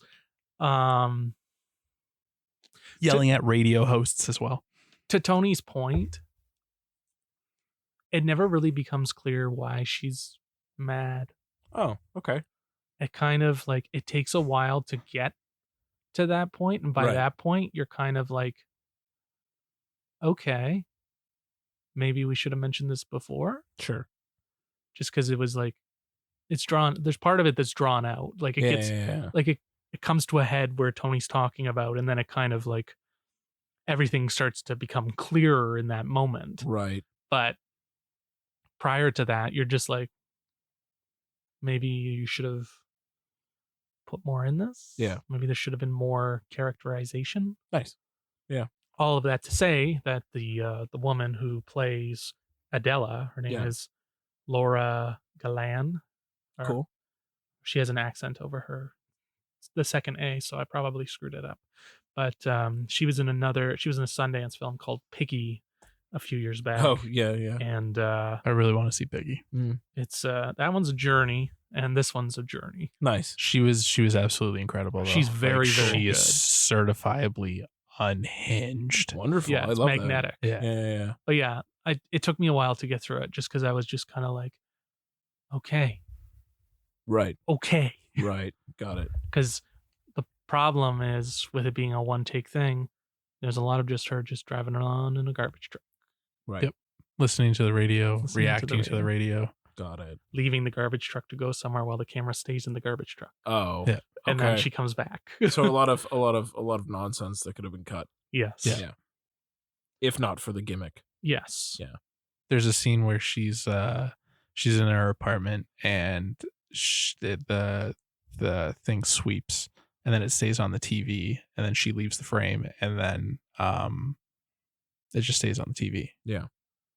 For no reason. Well, what they're talking about on the TV is kind of thematically relevant, but at the same time, to your point, yeah, there's a lot of they're There's a lot of- reaching. Yeah. there's a lot of There's a lot. reaching. Yeah. Got it. Yeah. But yeah, that's that last scene that I'm talking about, certifiably insane. Next, The line. The Line. It's about frat culture in the United States. Right. Another topic I don't quite understand. Me either. And just kind of I got nothing for you. It takes place in 2016 or 2014, and it's Nat Wolff. He goes back to school. He's a sophomore, and kind of like he's like being groomed to be like the new president of the frat, Oh, okay. and kind of like who the new recruits or who the new pledges are, Right. and kind of the toxicity that goes along with that, Yeah. as well as him kind of coming to terms with the idea that maybe he isn't made out for frat Got it. culture. Yeah. Like maybe he doesn't want to be a toxic frat bro. Sure. Because like there's like a little like romantic subplot with Halle Bailey, Okay. who's the Little Mermaid. Yeah. And just kind of like they keep talking about her in passing as like a black lesbian. Oh. Like that's what they thought. You dating that Okay. black lesbian type thing. Like it's very, very, very toxic. Hmm. Super toxic, super broy, super yeah. like Just cringe. Right. a lot of cringe. And like Louis Pullman's in it. He's the president of the frat. Who's the one that John Malkovich pops up twice, which was Nice. interesting. That's Just fun. doing circles around everyone. Oh, yeah. Denise Richards shows up for a scene as well. Yeah. And like one of the pledges is Austin Abrams, who he was a real piece of shit on This Is Us. Oh, yeah. And he shows up that's and who it is. Okay. he showed up in other things since then. Like Yeah. he's a shit weasel in Do Revenge. I'm assuming he's a shit weasel in Tragedy Girls too. And just like Sure. he's kind of found his niche, and Yeah. you just want to punch him in the dick the whole time. Nice. All right. And just kind of like, this is another one that kind of builds to a head. Yeah. And then it kind of like the aftermath of the head. Right. It But, actually takes like it's inspired by real things that actually happened Shit. in down south. Dang. Yeah. Like that seemed right. Like it seemed very lived in. The frat Yeah. culture stuff seemed very Lived in, yeah. lived in. Like the person writing it would know that this Knew is it, how they yeah. would act. Yeah. Mhm. Type thing. But it kind of built to that point, and then it just kind of like petered out. Oh. It just kind of like was like a little bit of a wet fart. Yeah. And like I was on board right up until then, Yeah. and then I was like, okay. And then just Scoot McNairy shows up. Yep. There it is. And There he just is. I kind knew we of- were going to talk about Scoot again. and just kind of, yeah. But Nat Wolff's really great. Yeah. He's so good. He's so good. At first, he's somewhat annoying, and he's really annoying, and you really want to punch him in the face. But once you know like that's what they're going for, then it kind of settles in, and you're just in for it. Yeah. I'm gonna disagree with Dave, and I actually really liked this movie, and it like really like hits it home, like it hits it hard. Okay. It definitely had an agenda, and it succeeded Hit in it. my Yeah. opinion. Cool. I thought Bo Mitchell was also excellent in the film. He's his roommate. and Oh kind yeah, of- he was fucking phenomenal. he's very, very good in it. I don't know. It just didn't do anything. By the time we got to the ending, Yeah. when Sherry O'Terry shows up again. Oh yeah. I was like, is that Sherry O'Terry? Dang. And yeah, it didn't do. The ending didn't do anything for me, but up until that You were in. I was in. Yeah. They also bring up on a little like cutaway that there's like one death a year in terms of like frat related activities. Jesus. Which is horrifying. Yeah. Yeah. That's already a stat too many because Yeah. there's a lot of frats. Yeah. And then lastly, we want to talk about a film called Cinnamon. Cool. That is a Tubi original. Mm-hmm. Tubi Yeah. original. Yeah. Nice. Good for Tubi. It's about a young woman and her boyfriend, and she has aspirations of being a pop star, Yeah. but they need the money. Right. And so they come up with a scheme to hold up the gas station she works at. Right. Okay. And then, shit goes sideways because the money involved there is tied up in some gang Oh, activity. great. Yeah, of course. And Pam Grier shows up as a fucking deaf, like, boss. Okay. And Damon Wayans is in it. Damon Okay. Wayans is in it, and he's Yep. putting on a weird voice. All right. He's just doing a lot of weird things that I Yeah, just don't yeah, yeah. quite And he has understand. hair, which is That's also off-putting. odd. Also Yeah. choice. Yeah. It's just, it reminded me of a lot of different things, and just, it takes a while to get going, and then you're like, okay, all right, I'm in, Oh, okay. type thing. Like, it's a journey, and like it's violent, Yeah. and it's very noir, and Buddy survives a shotgun blast to the chest out the window. Sure. and it's twisty. I didn't like Yeah. how it was filmed though. It had like it looked like a TV show, Oh, like that okay. kind of Yeah. that kind of framing and that kind of color scheme. Right. So it looked odd, but I enjoyed it for the most part, even though it reminded me of a half a dozen other things I've seen. It reminded me a lot of Queen and Slim. That's fair. Yeah. Sure. Yeah. It was like I saw a review on Letterboxd and I was like, that's perfect. The Yeah. Tubi version of Queen and Queen Slim. and Slim. And there was a whole section of the movie that reminded me of that first date movie I saw at Sundance. Yeah. And that random Will Poulter musical we saw at Oh, TIFF. frick yeah! The heist musical. Yeah, thing. the heist musical. Jesus. It was just very weird. It was Yeah. a weird thing, and once you've seen one, you've seen them all. Like Got it. it's very unoriginal in that. It's entertaining sense. enough. All right. Rainy day. You doing laundry? Got it. Throw Folding it on. laundry. Yeah, It's the folding the Dave laundry. special. Dave special. Yeah. Throw it on Tubi. Yeah, got it. Throw it on Tubi. Threw it on Tubi. Yeah, exactly. But yeah, so those last ones, which were supposed to be more of a rapid fire, which wasn't we quite devolved rapid. a little bit We too much. devolved a little bit, but all of those films are available on the Correct. platform. Yep. Again, that's running June 19th until July 2nd. So if you're in the US, you should definitely check it out. Otherwise, thank you so much, Tribeca, for Yes, having absolutely. us. Thank And we hope to see you next year. Yes. Let's you want to get into a quick Shutter minute before we get into our main segment that's also we're gonna rapid fire our way through and just We're not not rapid keep- we're not rapid firing Yeah, through we're that. not- well, I have a lot. we gotta Tony, Let's get fucking weird. Tony, let's go. Let's go. Evil lurking deep inside, its darkness knows no limit.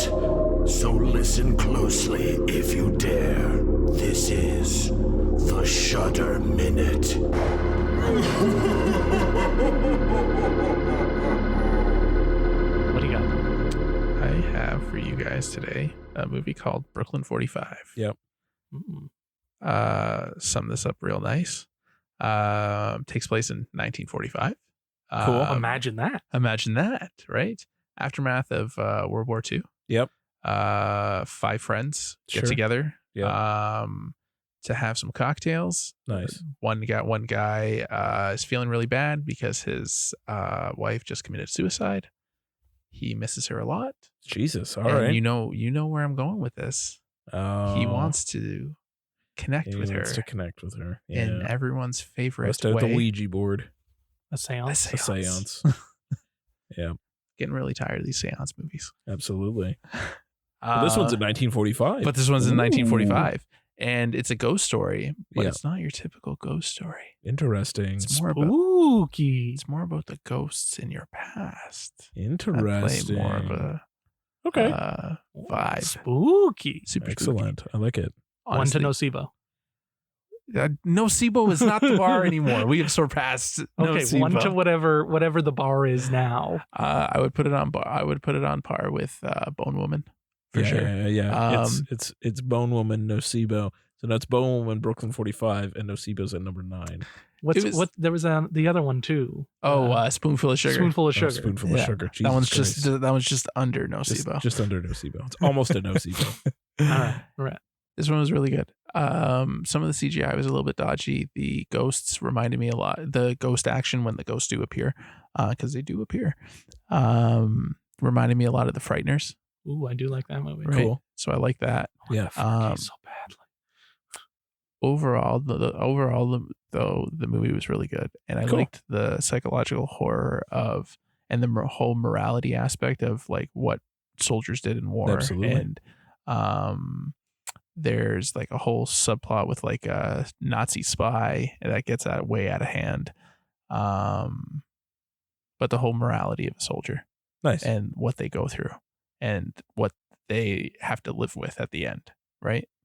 I thought it spoke very well to that, and you guys should definitely seek this out immediately. Cool. Right, cool. I know you did, Dave. You were trying to go for that for South by, right? I did email for it at South by, and I emailed about it recently as well. But I You didn't should get my seek it hands out on for sure. I will. It's on Shudder. It's on Shudder. All right. To celebrate the 31st anniversary of Batman Returns, which happens to be today, Yes, it is. we're today. going to talk about The Flash. The Flash, which finally, after multiple stops and starts, Like a decade of production. decade of pre-production, full production, just everything is finally in theaters. The hierarchy of the DCEU has I couldn't even finish the sentence. You couldn't even finish the sentence. I do want to talk I want a spoiler section of this because I have things to say. Okay, Yeah. so hold on a second. This movie was only available in special formatting. It sure So was. How did you guys see it? AVX. Oh, I saw it in regular. You saw it in regular. I saw it Where the regular. fuck was there a regular screening? Burlington. Oh, whack. Okay. But it wasn't masked properly, so it was basically in letterbox with black on either side. I Oh, love the Burlington nice. theaters. Nice. Good So for I was a them. little annoyed by that, but the Absolutely. screen and the color was fine for Cineplex. It was decent. All right. Fantastic. Tell me. I saw it in 4DX. Why? What's with you and 40X, Buddy, man? there was nothing. Everything was a special fucking thing or special format. Yeah. So I was like, Mel, which one do you want? And she was like 40X. I was like, cool. Then I guess we're going to 40X. I have like 11,000 scene points. I have Cine Club. Like, Sure. I'm Okay. covered. Okay. Like I wanted to see an AVX or IMAX. It just worked better Yeah. with our babysitter Yeah. to go. I went AVX Yeah. because Regular. just the time worked out for me. Yeah. But I get it. No, because this is going to play into how we talk about the movie. Oh, for sure. Yeah. Oh, We sure. each have. Oh, that's good though. We each have 3 different formats of watching, so that's interesting. Yes. But basically, the quick synopsis is: the Flash is sad that his mom has died. Yes.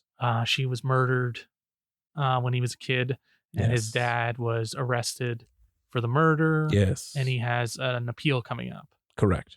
And the Flash, Barry Allen, knows that his dad is innocent, Yes. but Can't prove it. they can't prove it. So he has the new Speed Force special ability that Correct. That he gained learned in Justice League. Zack Snyder's Justice League only, which is now officially canon. Yes. So he goes back in the past to kind of rewrite it, to kind of Prevent all of this from happening. prevent all of this from happening. And of course, if you know anything about time travel movies and the butterfly effect, one tiny thing changes everything. So he has to fix what he did, or at least kind of fix the world, because General Zod suddenly showed up and fucking Batman is no longer Ben Affleck. It's Michael Keaton. Yeah. And you know what, for what it's worth, I wasn't 100% sure where they were going with their version of what time travel is, because there's been like a lot of different versions of it. You've had there's the Back to the Future's version, there's Hot Tub Time Machine's version, I do love Hot Tub Time Machine. there's Marvel's Cox version, and Dicks. Cox and Dicks.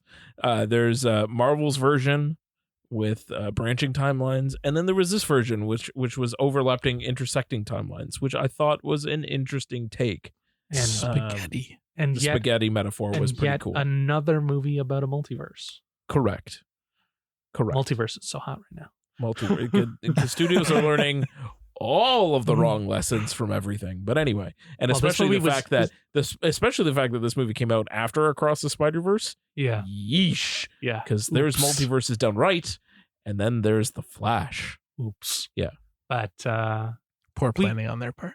it took 10 years to come out. Like, let's not give it too 78 much. different writers and scripts and directors and fuck yeah. And it feels very actors too. It feels very cut to ribbons. Yeah. It definitely looks like it's been reshot a couple of times. At least. It definitely feels like it's been like cut and pasted. Yeah. It definitely doesn't feel like it was all done in one shoot. No. And Andy Muschietti can say what he wants about the CGI. Oh God, no, it was fucking dog shit. You were talking about dodgy CGI. This is some of the dodgiest CGI I've ever seen for a $200 million movie. It was just so weird.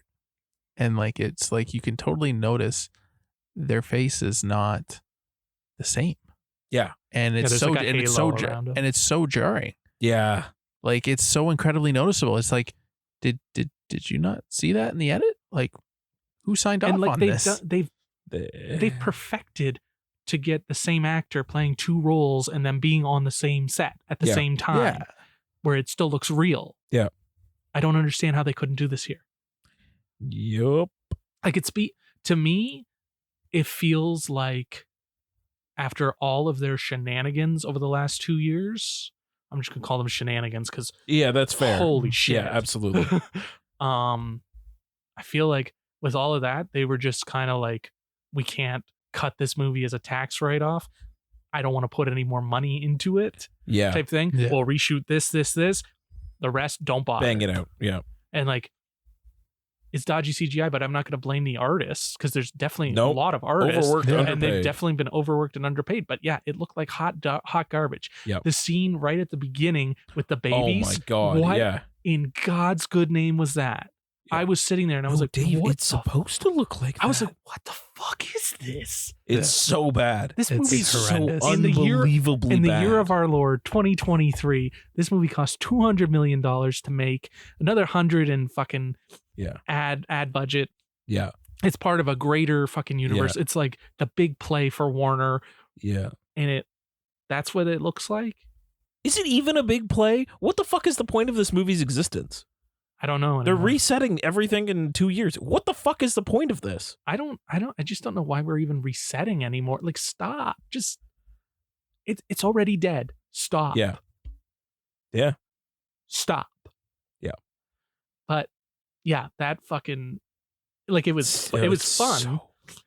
It was fun what they did, or what Barry Allen kind of concocted to save these babies. Absolutely. I thought the idea was executed very well, and it was a fun way to open a movie. And it was But it moves at breakneck speed. Like, I don't, like, it's just fucking, like, it's all over the place. It ended a lot quicker than I thought it would.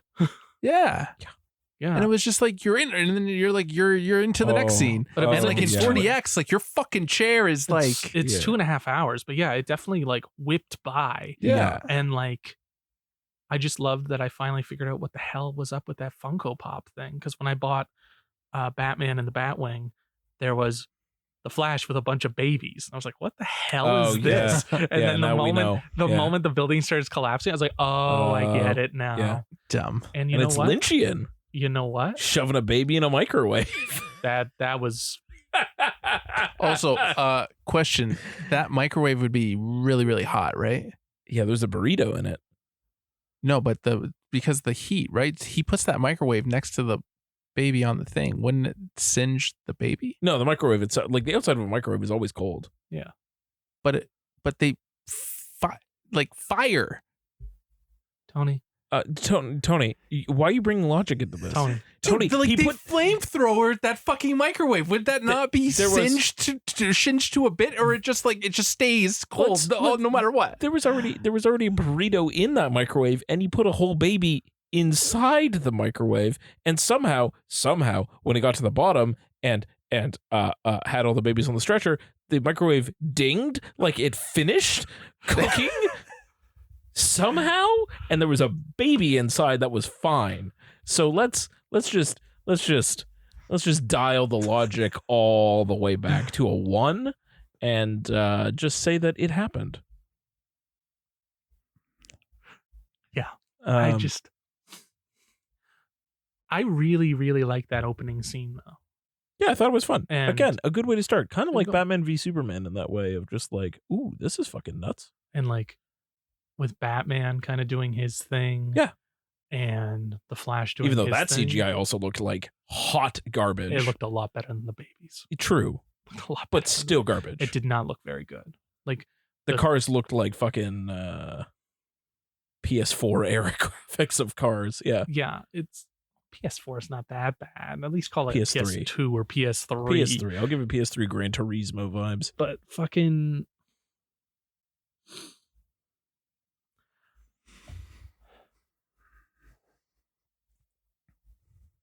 I really liked Ezra Miller in it. I thought that they were great in the dual roles as the Yep. Flash because we didn't Tony mentioned it earlier. When he goes back, there's two of them. Yes. Ooh. And Oh, was that a spoiler? Spoiler alert. Not that really, was a it's in all the spoiler. marketing No, it's in and the stuff. marketing, yeah. And there's also like a whole scene where he realizes that he fucked up because Eric Stoltz is Marty McFly, Yeah. and That was funny. Kevin Bacon Yeah. is in what Top Top Gun. Gun. Top Gun. And It's who's- interesting. and Michael J. Fox is in In Footloose. Footloose, right? yeah. Which is an interesting, like that's the thing that changed in this world. And what annoyed me more was like in the new world, Yeah. Barry Allen's supposed to be like 18, 19 type thing. He's in Yeah. college Yes. versus the one from the other universe type thing who's like into his mid 20s type thing. Yeah. And Mid late 20s. Yeah. mid late 20s, and he's seen some shit. Yeah.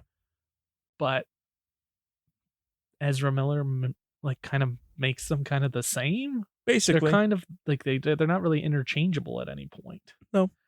Because if you're in your mid to late 20s, that wouldn't be as big a deal as when you were 18. Like that, I don't know, man. Yeah. It's weird, and like some of the humor works, and some of it just cool. It's very like It's- kiddish. Like it like yes. applies to like Yes. the kid audience. Yeah. But then it gets bleak. And then it gets real fucking bleak. Yeah. Again, the balance is not. They don't do a good job The of balance. hierarchy of the DC universe. Yeah. They don't do a good job of blending the comedy with the darkness. They want to be Zack Snyder dark with the DCU. Is that what DCEU. Okay. Yeah.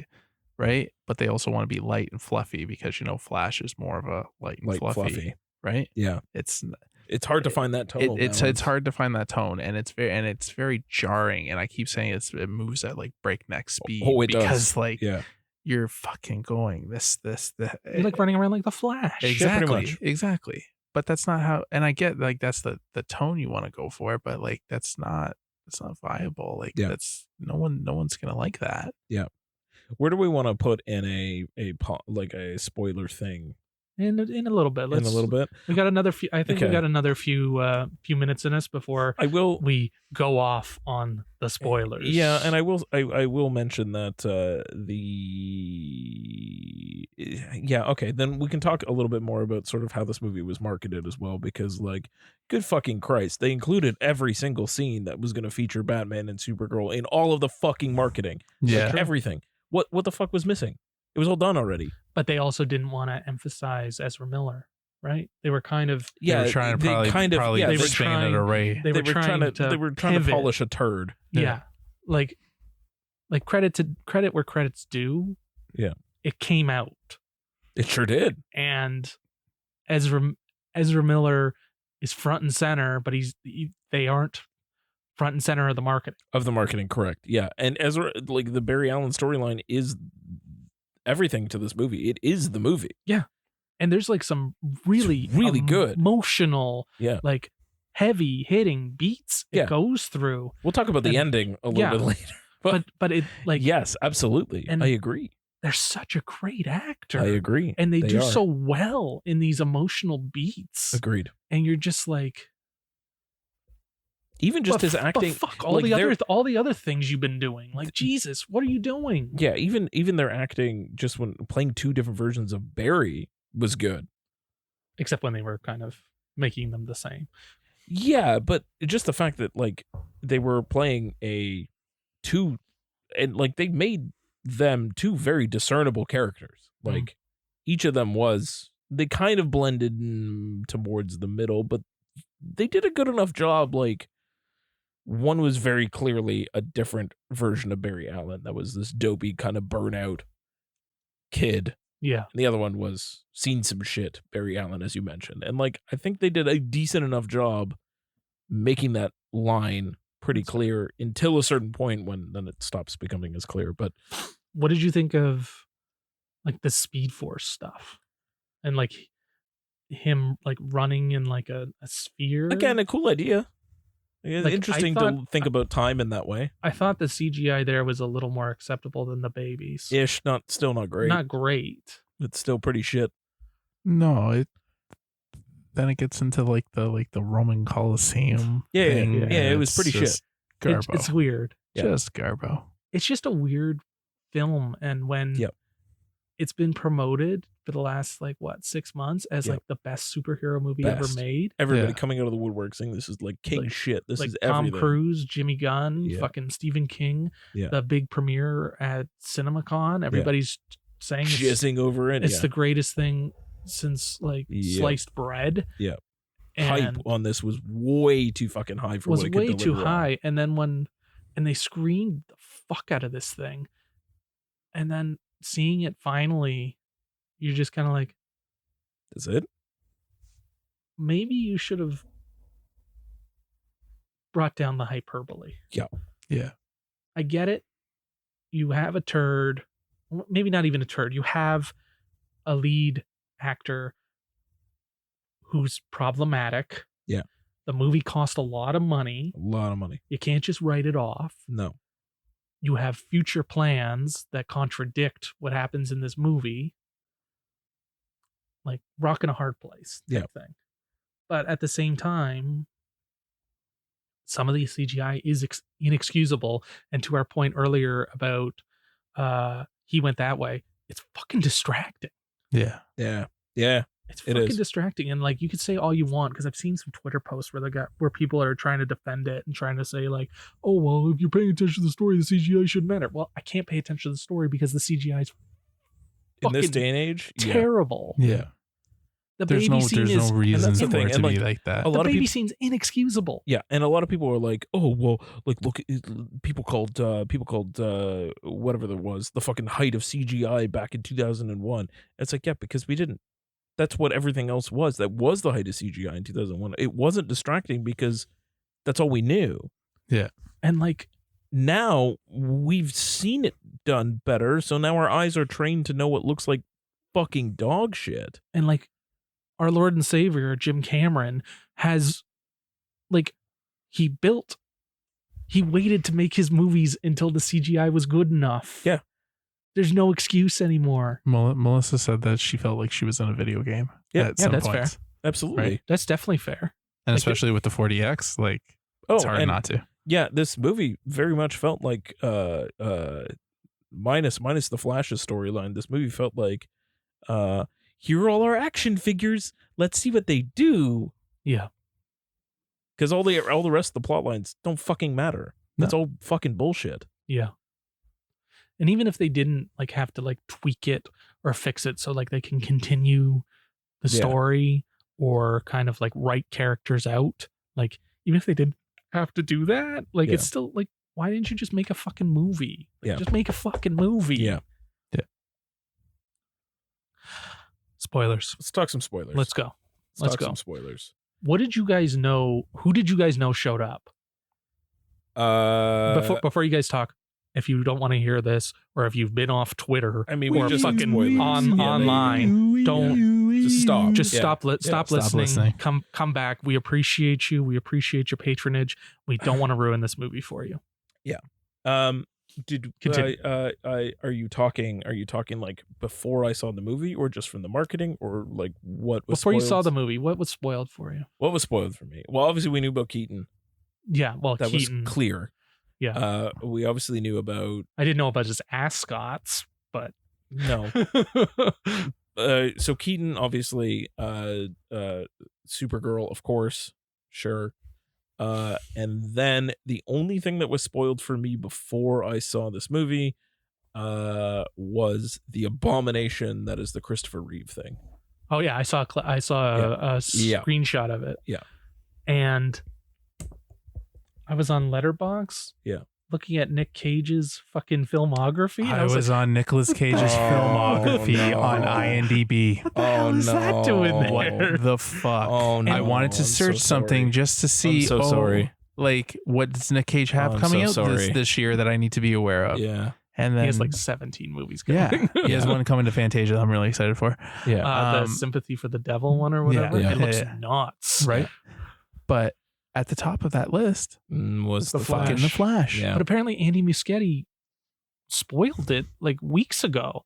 There were articles about it. What a fucking asshole. Where he says, "Hey, we got Nick Cage to come back." Fuck. Yeah. Did he though? Because that wasn't. Shh.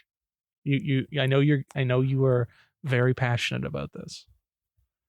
Did he though? He was He was an AI. He was CGI. It was man. so Apparently badly he came in and did something. Yeah. They probably did some mocap shit, but like It looked bad. It looked like real bad. Bad. But he fought the giant fucking spider finally. Sure. It took like 25 years, but he finally fought that giant spider. I laughed so fucking hard. Honestly, by the time that point came around, I didn't give a flying fuck anymore. I was just so, like, I was eye roll city at that point, and that part was so bad. It was so bad. When they like, I like the idea of all the universes kind of crashing together. Yeah. But just why did it look so bad? Yeah, so it looked bad. horrendous. Stop fucking bringing people back from the dead. Yeah. Well, he just flew in. It's not like he did stuff but, like fucking Egon and Ghostbusters. Yes. Okay. Like, or fucking what's his name? Grand Moff Tarkin. Yeah, Grand Moff Tarkin. it looked like they superimposed like a scene out of a movie. That It one didn't- wasn't though. That one wasn't. No. That's what I thought they did. That's what it looked like. That's what people are they upset did. about. So there was the brief bit where there was Adam West as Batman, but that was definitely ripped out of an episode. Like it was Yeah. just him running. Yeah. Sure, that I'm okay with. This was fully new material Yeah. that they created. Yeah, That's the not lighting's cool. really weird on it. Yeah. But it speaks to the CGI nonsense too. Mhm. That it But looks why does so- it need to even fucking be there? What the fuck was the point of that scene? I For don't people to just go, oh, Christopher Reeve. And they had George Reeves too. Or is that his name? George Reeves, yeah. George Reeves, the first Superman. But somehow he looked less fake than fucking Yeah. Christopher Reeve. Yeah. And I know when they showed The Flash, like they actually filmed that recently. Whoever the guy is, he's on the Flash TV from show. the TV show from Yeah. CBS. Yeah, although there's conflicting reports about that of whether he actually did any filming or they just like CW, Either way, those two didn't not CBS, CW. No, I'm talking about the original Flash. Oh, you're talking about the original. CBS Teddy, show. the Teddy one. Yeah. look, but I was talking you were talking about the CW. Yeah. Either way, that still looked fine. Yeah. Superman and Supergirl looked fucking awful. Awful. And It fucking just- but they kept I going warms back my to it. heart Everything to else Nick was, like, Cage, a but, little like, Awful. Looked like dog shit.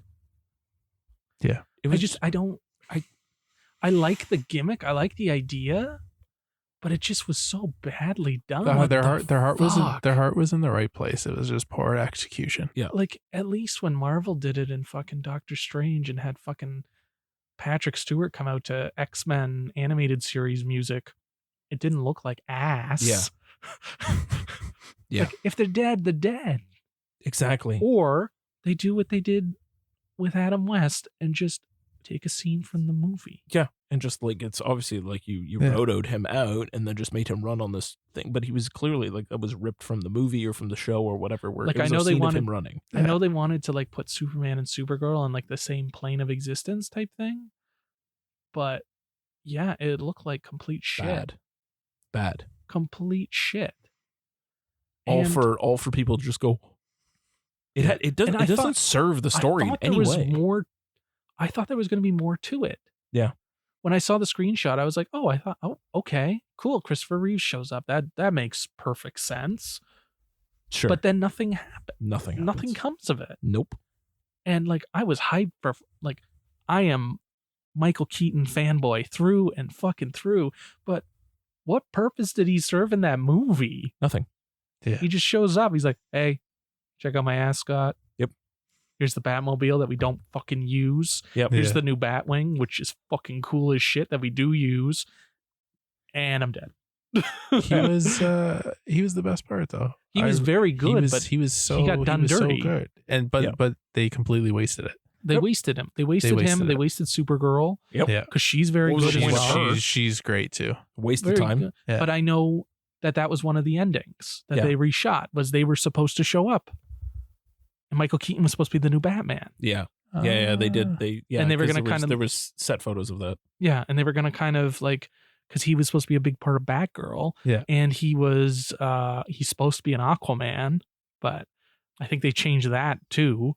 But all of that, they were trying to make it so that they were gonna do like Batman Beyond and kind of like Mhm. older Batman. Yeah. And just I want to point out two things. One thing is more of a Oh, technicality. that fucking makes sense because he actually looks like Bruce Wayne in Batman Beyond. Yes. Yeah, you want to also like, okay, Is it about how Michael Shannon, who's always fucking great and everything, looks like he's phoning it in. phoning it in and Yeah. fucking miserable? Well, yeah, I don't know if you watched. Okay, so now I got to touch on three things. But first, Michael Shannon, he did that one of those like timelines of my career things. Literally, he didn't give a fuck about the Flash or the fact that he was coming back to play General Zod. He's like, oh, I guess, but like, I guess Apparently like, he action got- figures and toys. You got Snyder's blessing at least. Sure, great, and he got a paycheck, and that's about it. Hey, man, my Whatever. boy Shannon, I need him getting paid. He got money. That's fine. And they brought Mm. back the other girl too. Yeah, no, I do want to talk about this ending though in two different ways. One, yes, okay, Like the very ending. the very ending. The fact that yes, it was supposed to be Keaton at first, and then they decided to do this cheap other point at the screen. Everybody, it's It George was so Clooney. cheap. It was so fucking cheap. Do you guys want to hear something funny? What? Melissa doesn't know why he showed up. That's fucking hilarious. But that's a big thing. How Yeah. many people know? And Yeah. can we also, just for a brief moment, understand that in the canon of Batman, George Clooney, Val Kilmer, and Michael Keaton are the same Batman. Yes. So that's just weird. Yeah.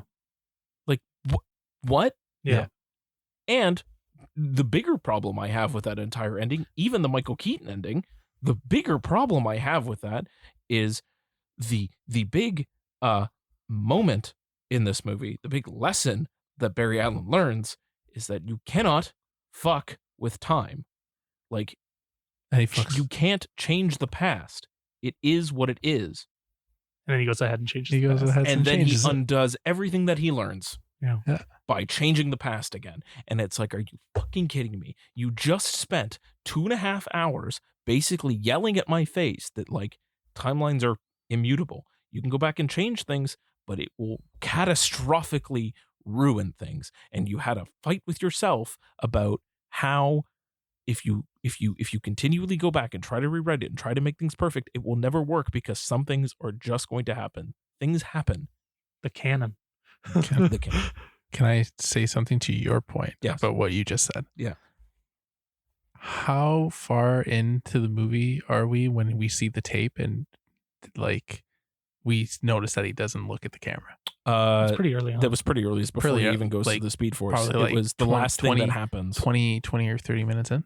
Yeah. I'd say about that. Yeah. Yeah. When I saw that, I Yeah. immediately said out loud to myself, why doesn't he just go back in time and get him to look up at the camera? Yeah. Which, you know, could have saved us an hour and a half of whatever the fuck we of got. everything. Yeah. And to your point, yes. Why didn't we just go back and do that? Because then we get to the end of the movie very quickly and the movie's got a movie. I understand. But again, you just undid everything that we just fucking went through. Yeah. What is the point of this movie? You've learned nothing. You've learned nothing. What is the point? You've undermined your entire point in the last 30 seconds of this movie. Yeah. Like, I honestly wanted to just light the screen on fire and walk out. I was like, what the fuck was the point? I just wasted 2.5 hours. That's fair. All fair points. Fun. I- The fun moments, sure. I told George Clooney personally. I know. I did think of you immediately when he walked out of the car. I was like, "Are you? Dave's gonna shit his pants." When he walked out, I was like, "Yes, And yes, George Clooney." I was freaking out at the Yeah. screen, and then Melissa like pulled me aside after the movie, and she was like, "Why was he there? Like, I don't understand that." I was like, "He was Batman and Batman and Robin." She's Yeah. like, "Oh," I was like, "He was the reason why we didn't get any Batman things for a very long time." Yeah. He She's like, wasn't the reason. It wasn't his No, fault. there was a lot of things that happened. But Anyway. anyway, anyways, to my point, she was like, "Oh, okay, okay, that makes sense." Like, But how many people outside of people like us are gonna get that reference? I was hoping the Bat credit card was going to make an appearance again. I was upset. bat nipples? Bat nipples for life. I did enjoy though all of the Batman '89 Easter eggs. All Him of them. just fucking quoting the lines and doing fucking and Danny Elfman's score coming up every 2 seconds. Yeah. when the Joker pack. I did like that. I fucking bursted out, and Melissa was just like, "What was that?" That was and funny. I was like, "For fuck's sake, Yeah. man!" I did like that. There was moments that I enjoyed. Yeah. Also, why does Gal Gadot need money? The fact that she's shown up 3 times in 3 separate movies. I'm and sick. I'm three sick of cameos. this. I'm sick of this goddamn score every time it comes up, and Melissa's like, she literally sings it every time. Oh, Alyssa hates it. Hates it. We went to we saw Hans Zimmer in concert, Yeah. and he played it, and she's like, "Are you fucking kidding?" So when it came up, I just looked right at her, and she's like, "Yes, Dave, I get it." What the fuck? Why was she even there? She was supposed to be in it too. Holy fuck. She was supposed to show up at the What end a too. fucking mess. Yeah. What a fucking mess. And just Like, what are they doing? Yeah. before everybody, I told George Clooney in person that I loved him as Batman, and he said thank you. So After glaring at you. glaring at me in Yeah. a crowd of like Yeah. 1,000 people, he found me Yeah. and said, No, that's absolutely. laughed. This is why I said that Dave was going to shit his pants when He George laughed, Clooney walked out of the and car. I said, "Thanks, you cocksucker." Yeah. So I Christ. wanted to make sure That's a big mentioned that. highlight Dave moment of mine. It's it's in my top 5 Dave moments. But yeah, I did love fucking George Clooney showing up. Dave shitting his pants actually is my number 1 Dave moment. Which time? Thanks, guys. Thanks, guys. It's canon in our podcast universe now. Alyssa brought up this good point as well. In the battle with Zod, Mm. I'm just going to continue. In the battle with Zod, Mm-hmm. he drops them off, Mm-hmm. and he's flying in the bat plane Mhm. around. And then it gets to a certain point, and you haven't seen him in a bit. And then he's just like, "I'm going to go take this guy out. Yeah. See you guys." And Yeah. he kills himself. Was he just flying around? Yep. doing circles? He was in a holding pattern on the outside of the And battle. he just decided to just kill himself? Like, Yeah, what? air traffic control said, "Hey, hang on. what? Hang And on a like, mo." Well, He's- they had to go back. They had to go back and rewrite that. I know, but it was dumb. And then So he dumb. takes on the fucking the behemoth. the behemoth, and I'm like, bro, you're What? like in your 70s, Yeah. and you don't have like fucking Christian Bale's like robotic legs. Yeah. you're not smashing through a brick wall. like you're not spry, buddy. Yeah. Like this doesn't make any fucking sense. You've only eaten a bowl of spaghetti the entire and time. like he What the fuck? doesn't like He didn't. There's- He didn't eat it. He gave it to Barry. Oh, yeah. and like nothing in Batman or Batman Returns suggests he could take that guy out. Yeah. No. No. He had a lot more mobility in his suit than I A remember. lot more having. mobility. Yeah, he was a little more. I said he wasn't spry, but he was a little. Yeah. The scene in the Russian silo, he was pretty spry. Yeah, But I like, don't remember. I don't again, remember him just- moving his leg like that. How much you weigh?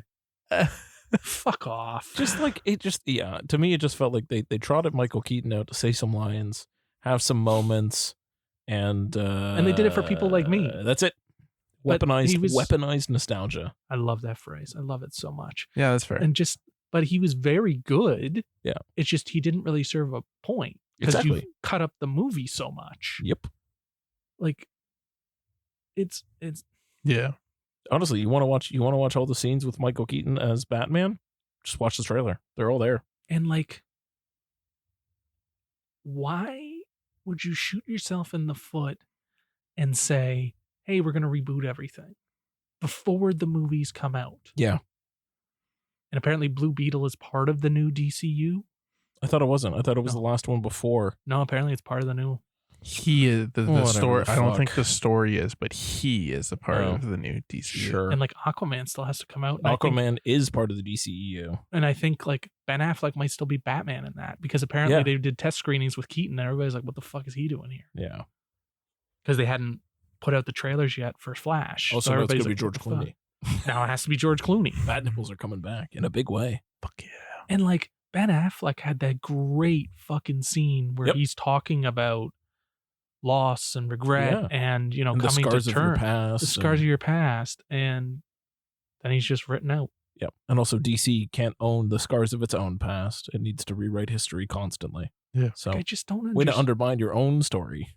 I just don't understand what is going on over there that they have to undermine everything and redo everything Yep. and replay everything and change everything. Yeah.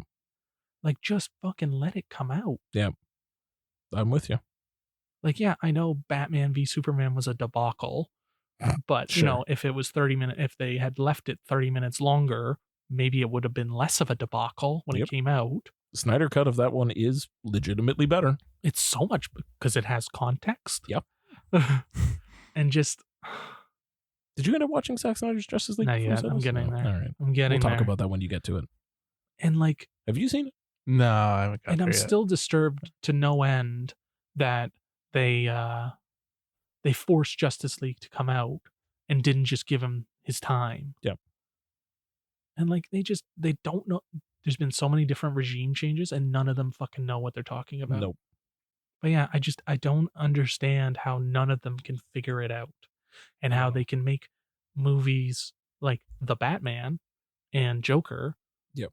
which are not related to anything, Yep. and be huge successes, and then fucking flop like a fish on all this other fucking the connected interconnected bullshit. bullshit. Yeah. Like when it didn't work.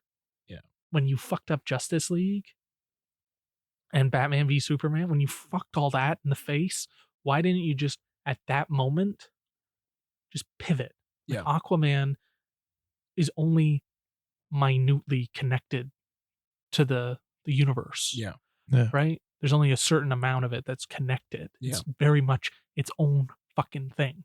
Should be anyway. And the first Wonder Woman at least, very much its own thing. Actually, Yes. Wonder Woman 84 is kind of its own thing too, but nobody Kind fucking of. likes it. Yeah. But like, why not keep that going? Why does it no? It doesn't all need to be connected. How many times you got to fuck up? And they're doing it again. They're getting Jimmy Gunn to do it. It didn't work the first 2 times. It's not going to work on number 3. Yeah. Especially when Marvel is fucking flopping like a fish now. Absolutely.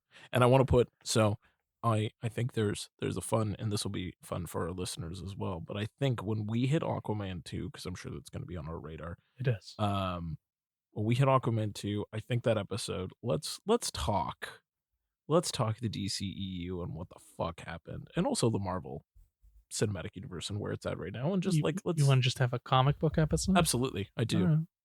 I do, because good like with there's that. so much that I think you can unwrap from what happened with DC over the years, and I think a lot of it ties into the fact that they were always number 2 after post The Dark Knight. Yep. They were always in second place, and they always wanted to be in first place, and there's so many creative decisions that they made that were solely in service to that goal only. But that was after Man of Steel came out. Yep. Like Dark Knight Returns still made $1 billion, even though it had Correct.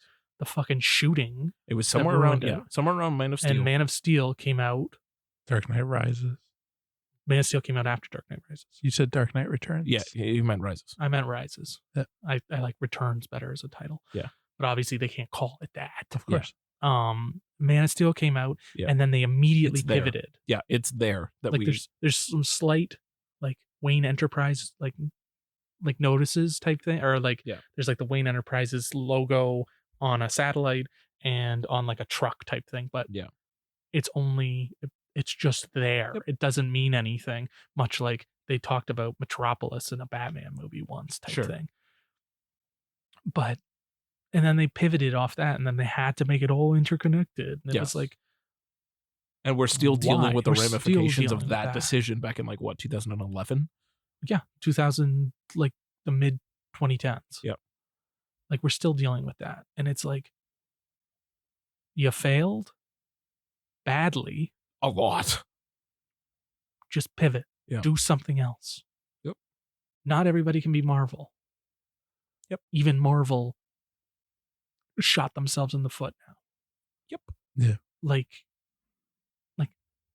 when you're at the top, there's only one way down, or there's only one way you can go after that. Yeah. Much like if you're at rock bottom, there's only one way to go. But DC, I Kept guess, going. kept digging. Kept digging. They hadn't digging. realized that they were at rock bottom yet.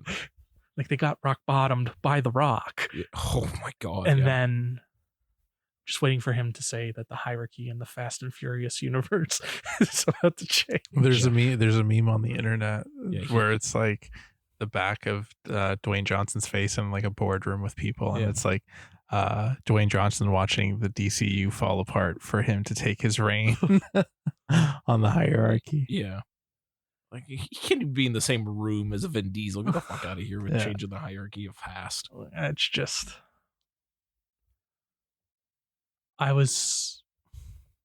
the crowd I saw it with clapped and laughed Gross. and had a good time with it. But I was just kind of sitting there, like I chuckled a few times and I was like, okay, that's cool type thing. Yeah. But I was just kind of like, fuck was that? Yep. After all this? Yep. Like, good for you finishing it, but like, fuck was that? Yep. So recommendations, Jimmy. Was it cool in 40X? Honestly, I was gonna say to you guys, I can't imagine seeing this movie in a regular format because like 40X was fun as fuck. It kept it entertaining. It kept it entertaining. Melissa was loving it. Like, Did the seat move when he was doing the noodle thing? no, I skipped I went to pee during that part. Oh, yeah, nice. I was no. like, I missed nothing. Yeah, no, but you like didn't. you got it was weird because I didn't get this in John Wick. You got air fucking pushed at you from your back. Oh, like yeah, I felt yeah, it on my yeah, arms, kind of yeah. thing. I thought that was really weird. Yeah, Rogue One. Every time there was gunfire in behind you, Yeah. like it would like nudge you in the back. Oh yeah. They do that in The John air Wick too pulse, when he's though. doing the punching Yeah. bag because you feel it in your back. That's your introduction to the Yeah. 40X. No, yeah, the air Just, whisks. just yeah, gets I like know. a punch in the back. For those sure. were in the when we're in Fast 10. Yeah. But it was entertaining and like it was fun. It was like childlike humor and almost like stoner humor. Hmm. Cause yeah, that's the kind of humor that I thought it was. But Keaton was the best part. I was holding on to everything. I was like fucking a kid in the candy store during those nostalgia scenes for Batman. You liked him saying you want to get nuts? No, that was stupid because that was ruined in the trailer. But him saying And how much you weigh, Also, I like the that. context of him saying it didn't make any fucking sense. Yeah, No, it I didn't. But like I said, the how much you weigh, Dave was harping on it. I was like, I fucking loved that. That was silly. And there was the Joker pack, and then there was a third one that I can't remember what it was. But it was funny, and the Danny Elfman score. Sure. I liked it Chef's the kiss. first like 2 or 3 times. Every time, But then they it's- started doing Wonder Woman, and then Yeah. every time he like shows up into the battle. But the bat plane, the new bat plane, that Yeah. thing's fucking cool. Oh, as when hell. he's doing the fucking 360 around trying to get the guy off. But That's it's not. funny. It's just like the cockpit's doing Yeah. a 360, Yeah. not Yeah. the plane. Yeah. No, yeah. So you didn't like it at all. No, but I mean, if you want to watch it and keep up with this shit, then just wait for it to come out. Fuck going to a theater, especially in premium format. Go fuck yourself. That's fair. That's all fair. What about you, Dave? I'm really mixed on it. Yeah. I was really disappointed, but then I thought Ezra was terrific. Yep. And I really liked Keaton, and I Oh. really liked I agree with these points. the girl who played Supergirl. But Muschietti saying that bullshit about the CGI, that doesn't make it better. No. That just makes it worse. It's something about like the end product not being a complete sum of its parts. Like I enjoyed some parts Chunks of of it. I enjoyed chunks of this. I enjoyed moments of this. I enjoyed acting in this, but holistically, fuck this. And just as me, I can't not say that I didn't smile when fucking Nick Cage showed up or George Clooney. Like I can't not say that. I wish I didn't. But I wish I didn't know about Cage. Cage, I would have reacted to better, but I hit Melissa when it was coming because you knew it was coming. Yeah. But I did smile like an idiot for George Clooney. Yeah, I thought that was I was amused. What are you looking up? Sasha Callie. Yeah, that sounds is right. Supergirl. Yeah, she was very good. Yeah, she was. Yeah, she was fantastic. She was very. I hope they keep her for Supergirl for sure. I really hope they do too. Yeah, I really hope so. Fantastic performance. But actually fucking use her. Yeah, definitely. So yeah, that wraps up a super mega extra load. Yeah, Finger guns. it's this one's a long one. Sorry, everyone. We just had a lot of Tribeca to get through, and then we had way too many thoughts on the Flash. I knew it would. I knew we would. Yeah, I knew we would, and now I don't. Now I don't have much time to talk about my new blues. No new blues for you. We got to wrap this up so that our listeners can actually get on with their fucking lives. I finally got so many. I know. It's fine. We'll have time next week when it's sort of a regular-ish episode that we can talk about things. 2 weeks. I'm sorry. We're done oh my with God. We're done with the so next week off. nonsense. So thrown off. 2 weeks when 2 we talk weeks. about regular stuff with our regular scheduled programming. Yes. And we can get some blues in there for you, buddy. Thank you. I appreciate it. But until then, if you stuck around to this part of the episode, we appreciate you. Thanks for listening.